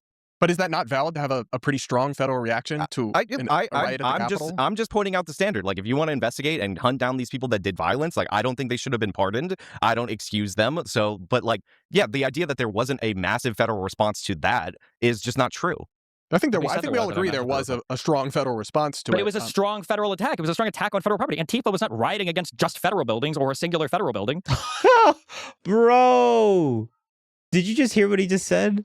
Like, not only were they attacking federal buildings, they were also attacking a lot of like non-federal buildings too. But they got less of a reaction from the government. What? That probably was a misspeak. Hold up. I don't excuse them. So, but like, the idea that there wasn't a massive federal response to that is just not true. I think we all agree there was a strong federal response to it. But it was a strong federal attack. It was a strong attack on federal property. Antifa was not rioting against just federal buildings or a singular federal building. Wow. Well, they do attack a lot of federal buildings. Yeah, because it's actually worse to attack one federal building. Attacking multiple federal buildings, that's not that bad, guys. Yeah, that makes a lot of sense. Good one, Destiny. buildings, Sure, actually. they do. I mean, and in those cases, they the took White charge House in and May of arrested that for it. year, the Sure. federal courthouse in Portland for like 100 Yeah, days I know. straight. Yeah, but, you guys love to go to those things while making excuses for all the J6 people. It was only I'm trespassing. not making Alright, I'm but not making an Steven, excuse. some You're crime doesn't- talking to somebody. Yeah, you see, say- yep, see, he's rewriting history now. You remember what I said? He's going to pretend that he actually was very dismissive, and he said, "Oh, they were just trespassing, guys." He just said that they were just trespassing. Here, When you say they I'm hunted not down making people an who were- excuse for Did them. you I'm say- saying did they you should say- not have been pardoned. Yeah, let me just check real quick. Did you say only trespassing? You said they were only trespassing. I No. said no. You said they I were said only trespassing. Brad, did you hear him say they were only trespassing? I John, didn't you See, heard- this is a gaslighting tactic. This is 100% a gaslighting tactic. See, look, he knows that he didn't say that, but he's trying to pin him on something that he's trying to rewrite history, and now he's trying to get. This is like a girl thing, like when he disagrees and he knows that he's in the wrong, he tries to get other people to like agree with him so that it makes him look a little bit more credible. Like this is some female stuff. They're To only some, he trespassing. was This different. is female argumentation, but like I understand why he does this. He's been in a lot of really, really bad female-oriented relationships, toxic relationships with other females. So he's learned. He's learned from the best. He's learned from the best. Differentiating that there Wait, are yeah, but some he- who I he- was he- differentiating. Wait. I was differentiating the people who were trespassing and didn't commit serious crimes versus the ones who did any act of violence. You could rewind the tape. Is trespassing a crime? Yeah, it is Yes. a crime. Oh, okay, cool. So then they probably should have been investigated and arrested. Who said that? Who said it wasn't a crime? Who said it wasn't a crime? Why is this a? Why are you so like happy that this is a point that you've made that no one has ever like disproved? Like, good one, Destiny. It was easy to find them. I agree. I mean, again, but the scale of trespassing to like the actual violence and the people who should have been prosecuted is Yeah. completely different. Yep. What do you mean the scale of? What is a comparable attack on federal property? The scale of Trespassing is obviously a weaker crime than burglary and destroying property, right? Walking into something, walking like this is just intuitively correct. Like you want but he's doing the autism thing again, being obtuse and not understanding what is obviously intuitively like understandable. But let's just pretend that doesn't exist because we don't go off of intuitions unless Trump does something and we don't know all the facts, and like, oh, you don't know all the facts, so therefore, like, so like the other thing with the whole BLM thing, like, oh, he doesn't know all the facts, so like, who's to know? Like it's so stupid. Whatever. trespassing to violent crimes? Like, what do you mean? One is like one of the lowest level misdemeanors or violations, and a violent crime is a violent crime, but usually classified as a felony. Isn't that going to be the same in probably every single rioting event? Do you think the majority of rioters are also committing violent crime, or do you think the majority of them are also like breaking and entering or trespassing? Well, the rioters are typically breaking and entering. And The trespassing, people doing right? the riot. But the vast Yeah, majority of the people trespassing are would not be committing included violent in there, crime, but right? there's obviously a distinction that you're trying to like breeze over between the people who are walking through the building or might have been directed through the building at certain points in time and Directed didn't through the touch building, anything. all the excuses. I'm just curious. Yeah, do you were think they- that What do you mean excuses? There's literal video evidence of people walking through the building, but those people would get trespassing even if they're like in the building because they weren't supposed to be there. Like, yes, they're walking through the building, they're trespassing, which is a crime. So yes, they should get like a slap on the wrist type of like penalty, pay a fine for doing that. But they didn't destroy anything in the building. They just walked through it, and that's basically it. They should get a slap on the wrist for the type of punishment. They should get a punishment, and it's a crime because it's a crime. Yeah, that was redundant, but whatever. And but it's all he's saying is that violence is a much higher thing for maybe you should go to jail time if you do like violent acts within the place. But like I like how he's pointing this out as if, oh, it's just an excuse, guys, but we have video evidence of people doing that. Okay, good. I get that's like the best excuse in the world, video evidence. True. They Did moved- Donald Trump they lose the moved 2020 people- election? He lost the 2020 election. Biden was president Okay, for 4 yeah, years. What are you talking okay. about? All he's doing is trying to get so many different gotchas. Like, it's so funny. He's so upset. Yeah. So, there were people that were definitely directed, didn't touch anything, and they moved through the building and then they left. Like, those Yeah, people are Stephen, not on There the. were people that had already trespassed that were being directed into other areas for police control. Okay, They weren't guys, let into I'm the gonna- building. They I'm weren't gonna move us invited in. along I'm, here, I'm but I'll not. say- First of all, I'm not. again, he's trying to misconstrue. I'm not saying Yeah, Mr. there Cruz, was a you're the one he who is. brought it up. He is. I'm not saying there's a Why even grand bring that police. up? It's not even relevant. I'm not saying that there's a grand police conspiracy to like direct these people in there to frame them or anything of the sort. But there are things called strategic retreats where they try to funnel people into different ways in order to prevent a crowd. Like I've been defending the Capitol Police on this for years. Like you just haven't paid attention to that. I'll say this, Stephen. Yeah. You gotta give Sean a little credit. He is not a blind mega cultist. What? No, he's literally giving He is every pass possible. literally and not. Literally He has uttering every criticized dog whistle Trump. he can. He literally said, True. Yeah. Wait. Multiple they were things going in this after very people who were episode. just trespassing while They were people who were for hunting. hundreds of days. Trespassing is a crime. Yeah, he didn't say that. Yeah. He didn't say that. He didn't say that. Oh, he's given every pass possible. Oh, yeah, they should be condemned 100%. The people that did violence. Yeah, that's him. That's him giving them a pass. True. Thank you for rewriting history. Buddy, sorry, it is. Especially if you're doing it. I never said that it wasn't. Then why complain about it? All Because right, we're the- gonna move along, all right. guys. We're gonna move along to the final. The reason he's complaining about it is because the people that were just trespassing, because the people that were just trespassing and the people that committed violence got the same punishment. That's why he's complaining about it. When one is obviously less of a degree of a thing, one should have been a slap on the wrist, and the other one should have been the big bad punishment that everyone ended up getting, anyways. But then they all got pardoned. So, like, yeah, suck on those nuts, Destiny. Suck on those nuts, Destiny. They all got pardoned. So honestly, the violent people shouldn't have gotten pardoned. But like, I don't even care because he's all mad and upsetty spaghetti about it. And yes, I said that word. Fight me. So yeah, it pisses him off. So I'm happy. This is spite based right there. Final topic here while we have 100%.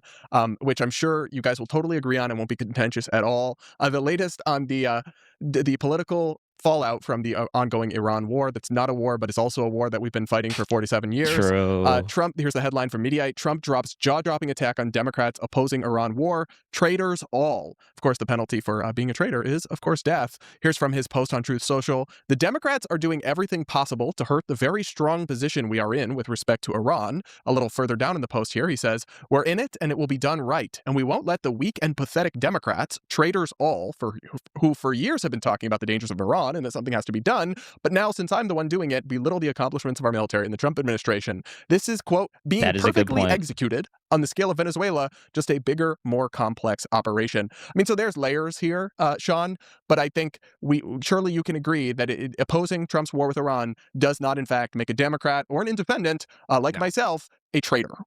True. No, it doesn't make you a traitor. Treason is like the most overthrown around thing in the United States of America's political discourse. Treason's like the only crime defined in the Constitution. Like, you can't change the definition in the United States of America. Almost nothing meets that standard. Like, it's just not the case. So yeah, this is very another reason why he's saying this argument is because they like to use the January 6th as like, oh, they're traitors. They're traitors. They did January 6th. They were trying to overthrow their government. They're traitors. Oh, but that's not true. They're not traitors. Calm down. January 6th was just a really bad protest at the Capitol at a really sensitive time in American history. That's basically it. Very much like the, oh, you're opposed to the war, you hate the troops kind of rhetoric. It's dumb, it's stupid, I don't like it. Yep. Even the people, and I think there was like a Chris Murphy tweet that people were highlighting where he was like cheering Iranian boats making it through the blockade. And like even people who are like rooting for like Iran are not technically traitors in the United States of America. Like, it's weird. I also think that tweet, while a mistake, was also meant ironically, potentially, that he was saying like amazing, as in pointing out that it's going poorly, not as in he's actually rooting for the Iranian ships. But even that would not constitute treason. Yeah, but even rooting for the enemy, even though that I find that to be reprehensible, is not treason. So yeah, it's the most overblown thing. I'm never like interested in that all that much. But as for to be honest, here, I didn't really know that was actually the case. But yeah. Well, hang on. I want to get your thoughts, because rather than just have Stephen obviously agree with that, do you agree with Trump's assessment that this is being perfectly executed? And that, where is your general thoughts on how this is going with her? If it was perfectly executed, we would have been gone already. We would have been out of there, but it hasn't been perfectly executed because we're still there. Come on now, Trump. I know you're coping a little bit, but I'm giving you until you leave office. I'm giving you until you leave office to end these. If you can end it within your presidency, props onto you. Props onto you. Started wars and ended them before the next presidency. Good on you. Good on you. Iran. I mean, I don't know if it's being perfectly executed or not. I assume Trump likes to exaggerate. Like Obama can't even say that. Yeah. And he had 2 consecutive presidencies too. Great, and like he likes to sell people on things. Obviously, things are going bad. Like, things are going good. Like, that's the nature of a military I guess. Oh, yeah. Never mind. I thought I was misremembering something. operation. But the comparison to Venezuela, I mean, that was a quick and easy, like relatively, removal of Nicolas Maduro that cost no American lives. I believe we're up to 13 casualties, which is not considered a lot, but you don't have any ground troops there. So like maybe that is a lot. So I don't think this is like perfectly executed or anything of the sort. Yeah. But I Yep. also don't think it's like an apocalyptic disaster or a quagmire right now. It's like hard Yep. to have a quagmire with like less than 2 months in my Well, opinion. it threatens to Yeah. become one, obviously. It could become one, sure, but Yeah. like anything could become something else. Yeah, that's true. Yeah, that is also true. Truisms. Yeah, I just don't understand what the accomplishments here are other than decimating like the Iranian Their Navy leadership. and military. But okay, but we replace the leadership with like the leadership's son and with a more hardline IRGC elements. So it's like we haven't replaced the regime. We haven't been able to reopen the Strait of Hormuz, which was open at It's a process. It's a process. It's a process. the start of the war. I don't believe the nuclear imminent threat It needs notion, time. and they've been all over the map on that. It's just to me, this tweet feels like cope. Like if the war was actually going well, It kind of is. It does feel like cope, but like it needs time. All right, it needs time. Yes, we're coping. We're coping. Stop rubbing it in our faces. All right, stop rubbing it in our faces. We are coping. So he's talking about Democrats sabotaging the war. How? They literally have no power over anything. They can't do anything except make statements and vote symbolically. They don't control the House. They don't control the Senate. Like, what? How are they sabotaging the war other than talking about it negatively? Yeah, that's an over exaggeration. They're like, yes, but like I guess the argument is that their rhetoric is actually helping.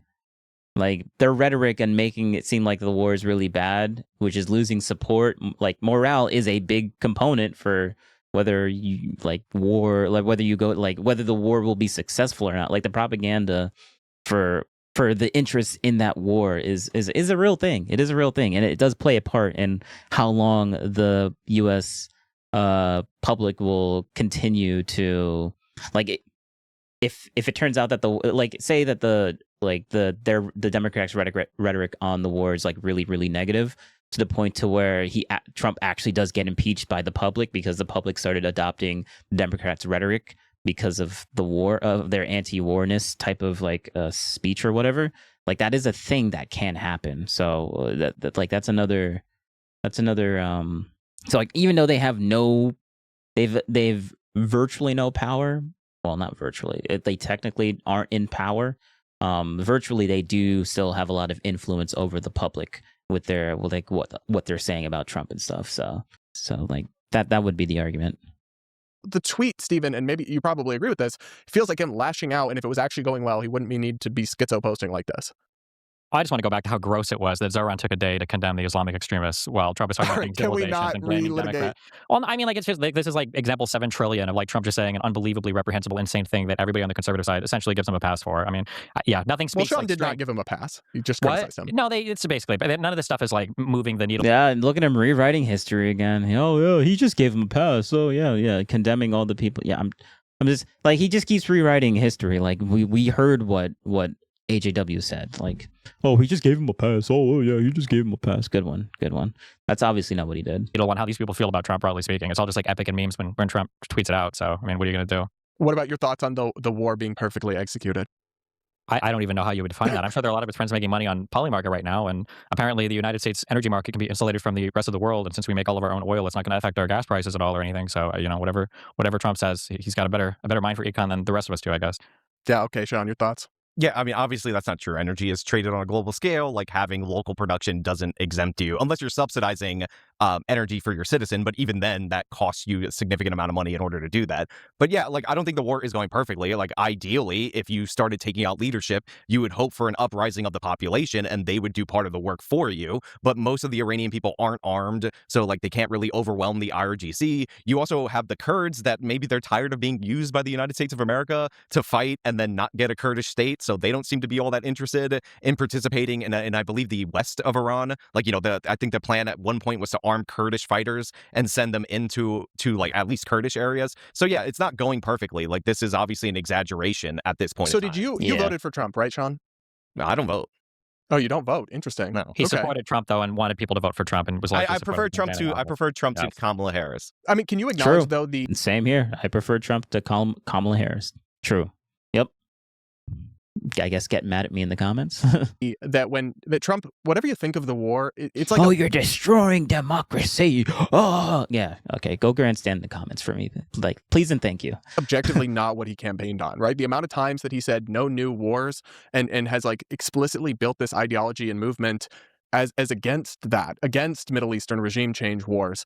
I feel like, and I've known people in Republican politics and in conservative intellectual world who've wanted a regime change war against Iran for a long time. And obviously I think the Iranian regime is evil, and we can discuss all of it. But I feel like the whiplash between Trump, everything he built the MAGA movement around, and what he then immediately did upon taking office is just like been skipped over. Can you at least acknowledge that it's like quite the 180 degree? Well, I actually don't agree. Like, he was So I know the point that AJW is about to make, but based on just the campaign, Trump was noticeably wishy-washy on the rhetoric of like supporting Israel. He was very wishy-washy.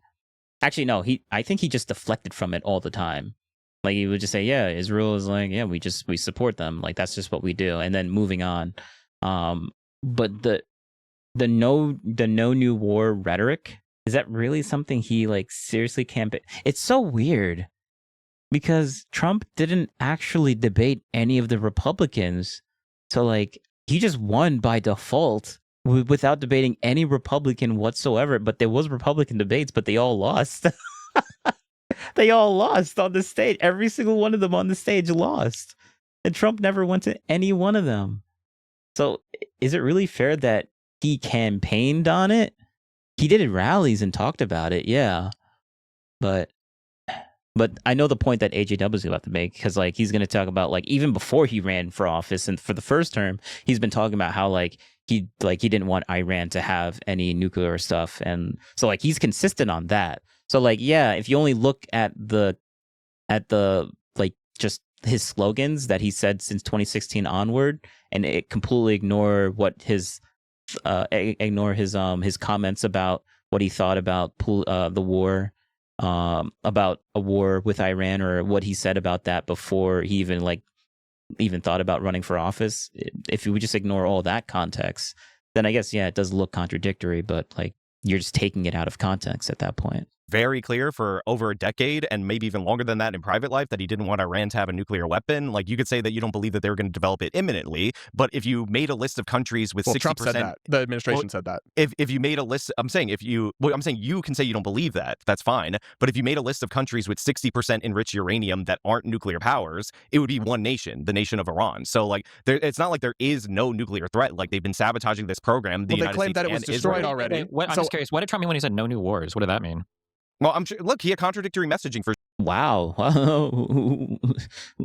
Like, taking him out of context. What did he mean? What did Hassan mean when he said that America deserved 9/11? Yeah, let's just take him out of context. Yeah, let's dive into that. Yeah, good one, Destiny. Sure, but he was clear that he didn't want Iran to get a nuclear weapon. But then Tulsi Gabbard testified under oath that they weren't building a nuclear weapon after Trump became president again for the second time. Who testified? Tulsi Gabbard? Yeah, the DNI, the director. Okay, but like, they still have 60% enriched uranium. Like, it's not like, I don't know if they were about to build a bomb. Like, I know people are saying 1 week away, which I think is a stupid thing to say. It's too evocative of. Yes, they're taking Trump literally when they both know that you shouldn't take Trump literally. Trump exaggerates all the time, but they want to take his exaggerations as actual factual truth. And then when Trump says something good, they're like, oh, he doesn't actually really mean it. He's just lying about it. It's like, oh, okay, good one, Destiny. I don't know about this guy, though. He's like in the middle. Oh, did my thing finally work? Yeah, there we go. It's been more than 30 minutes, but like, yeah, do what's on screen, guys. Of Iraq and weapons of mass destruction. I mean, you might as well throw ties to Al-Qaeda in there. Most people don't know the Shia-Sunni split. I'm sure you could get away with that. But like, yeah, they shouldn't have advocated on that, but they do have 60% enriched uranium. They also told us, though, they had all been destroyed in the initial bombing, right? The White House website, that was still up. Well, it was that they devastated. First of all, they said that they devastated their nuclear sites, but it was reported that their uranium was moved prior to the U.S. and Israel bombing those sites. I think that was in July. I can pull up. I have it pulled up here, actually, and they said that they were set back decades And this was, let me see if the date is on this. That's an June 25th, over-exaggeration. 2025. And then, less than a year later, he's launching a war about a supposed imminent threat. So either the first time he was blatant, like lying or somehow wrong, which is, a massive. It was an over-exaggeration, and now this is also an over-exaggeration. So, like, they were a little bit closer than 40 years, maybe 20 years. But now he's exaggerating that actually they're much closer than 20 years. It's actually right now we need to go in. Like, you can argue that both times it was just a major exaggeration for the opposite, in the opposite direction both times. Massive catastrophe for the administration, or it's not actually an imminent nuclear threat that would justify some kind of launching a war. Like, again, so first of all, him lying about the scale of the attack and its success last year, 100% very likely to happen. Yes. Yeah, lying about the scale. Yes. Happen. But also, it's not that. I don't think they were a week away from a nuclear bomb or anything of the sort. But the point is, they do have 60% enriched uranium. This is far above civilian grade. And the idea that you wait for a hostile foreign power to develop a nuke or to be like right a day away from developing a nuke before you take action. Yeah, true. Yeah. Actually, let's just wait. Like, there's no reason. There's literally no reason. Like, they may have 60% uranium, which the only reason, like, even for nuclear fission, you don't even need that high of a percentage. Like, so if they just wanted like power because like uranium has multiple use cases, 60%, the only reason you would want 60% is to make a bomb. Like, that's it. There's literally no other reason to have 60%. If you had less of a percentage in the uranium, you could still use those lesser percentages to make a fission power plant to give your civilians more power and cheaper power too. Like that, no one's having an issue with that. But yeah, like he's correct here. To me, is absurd. I mean, everything that's happening right now with the closing of the Strait of Hormuz and the pressure on the world economy, Iran would be able to do plus a nuclear weapon. Like, we don't want another North Korean style regime in a much more crucial part of the world. So this is like what they're trying to avoid. And also, there's another reason why this is like a big issue is because like America, this isn't the first time the strait was closed because of a war between the United States, Israel, and Iran. This happened before, and the closing of the strait, seriously, gas prices went up. Like, gas prices went up. We had this before I was even born, like in the 1970s, I think. Like, this happened, and it got so bad that not only did the prices go up, but they started putting quotas on how much gas you can put in cars, which maybe not quotas, but like people were actually stealing other people's gas because they couldn't get more gas because they were running out of gas physically. Like, it didn't matter how high the price was. The supply was just so low because of the, I think Israel started a war with Iran. There was some sort of war that happened with Iran, and they closed the strait to the U.S. because the U.S. was like supporting Israel and giving them weapons and stuff like that. So they were like, all right, we're going to close the strait for everyone and bleed everyone dry of oil.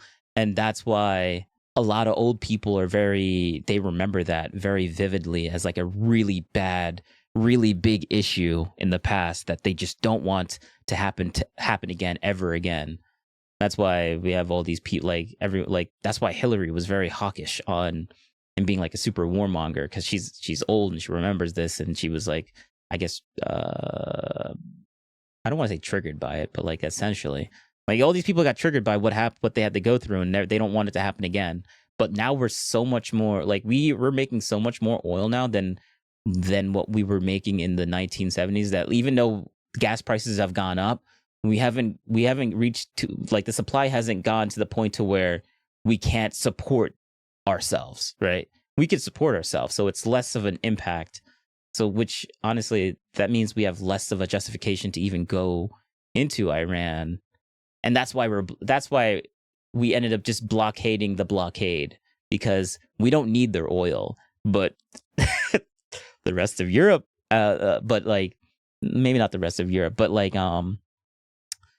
they were basically letting oil tankers go out to China and stuff, because China's very dependent on it, and Russia was also dependent on it, I think, as well.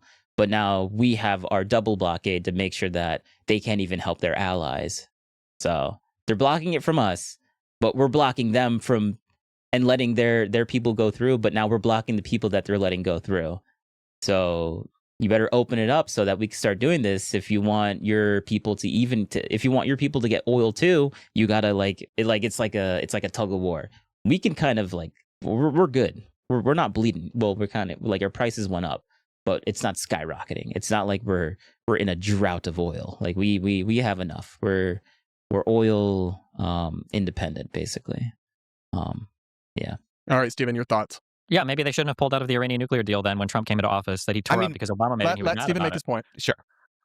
Well, no, I mean, that's it. I mean, this is supposed to be the president who negotiates new deals. He hasn't negotiated anything. We're, looking for True tariffs. Yeah, that was nothing. All those semiconductor things that people are saying, oh, we're gonna build these new things here. All that money that's coming into the U.S. Yeah, that's not a new deal. That just doesn't exist. It's just talk. True. Yeah, just like the big beautiful. No, not just like the CHIPS Act. That was just talk. Yeah, was that just talk too, Destiny? Yeah, okay. I mean, he's not making that argument. I'm shadowboxing right now, but it's so frustrating when he says oh, he's the deal maker, but he didn't make any new deals. And I'm like, oh, okay, yeah. You live in a delusional reality.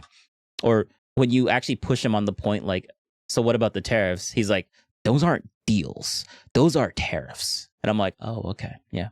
Yeah, so he's not using deal in the general sense. He's using deal in the most technical, obtuse, college class course. What's the other word? College class course. Theory type of semantical way possible that no one uses that word that way out of a college class setting. It's just. He feels like but when he says that, that's what he's coping on, basically. Negotiations with Iran right now, that sounds like it's going to put them in a better position than before the war. We've got a president who didn't plan for anything related to the closure of the Strait of Hormuz, which is unbelievable. We've got a president who's alienated himself from all of his allies for the entirety of this presidency, and now he's surprised. Zero plans. Yeah, it's not like we have another blockade. Yeah, that's not a plan though, Bryce. Adding a blockade to blockade the people that they're letting through for the other side's allies. That's not a plan. That's not a plan. True. So nobody wants to help him clean up the mess that he created for literally no reason in Iran. We've got a president who, put a pin in the timeline right now. Sean is defending everything the U.S. is doing right now, claiming that the United States and Trump lied about the Iranian weapons being destroyed, I guess, a year ago. Well, what if they're lying right now when we go to war again, a year after today, saying that everything he said today was actually a lie, and in a year he's going to clean up the lies that he made last time? These are worse and more blatant. At least Bush and Cheney had the wherewithal to lie to the American public by, creating their little special office and trying to fabricate this whole idea to go to war with Iraq, as opposed to Trump, who just makes up whatever lie comes to his mind, every single day, and doesn't even include the rest of the administration up in. He just lies all the time. Yeah, Trump just lies. That's all he does. He just lies. Everything's just a lie. His lies. So no, I like this idea of that Trump can say whatever and do no wrong, and it's all just memes and trolls, and maybe he's lying today, but tomorrow won't be, but tomorrow will be a lie when the next day comes. It's just deeply unserious to me. All right, guys, we are going to leave it there. Thank you both. You are deeply unserious. That's why people don't really pay too much attention to you anymore. I pay attention to you because you are funny, and AJW made some really good points in the entire video, and that's the main reason why I wanted to watch it. But you still haven't convinced me of your delusional worldview yet. You still haven't, Destiny. You still haven't. At least on Trump. On the Israel-Palestine stuff, I think he's a bit wishy-washy now. Before Trump got into office, he was actually pretty good on it and pretty fair on it. But once Trump came into office, he's I guess that's the magical button that says, oh, Israel's now bad because they're allied with Trump now instead of Biden. So they must be bad now. That's not what he's saying, but that's how it feels.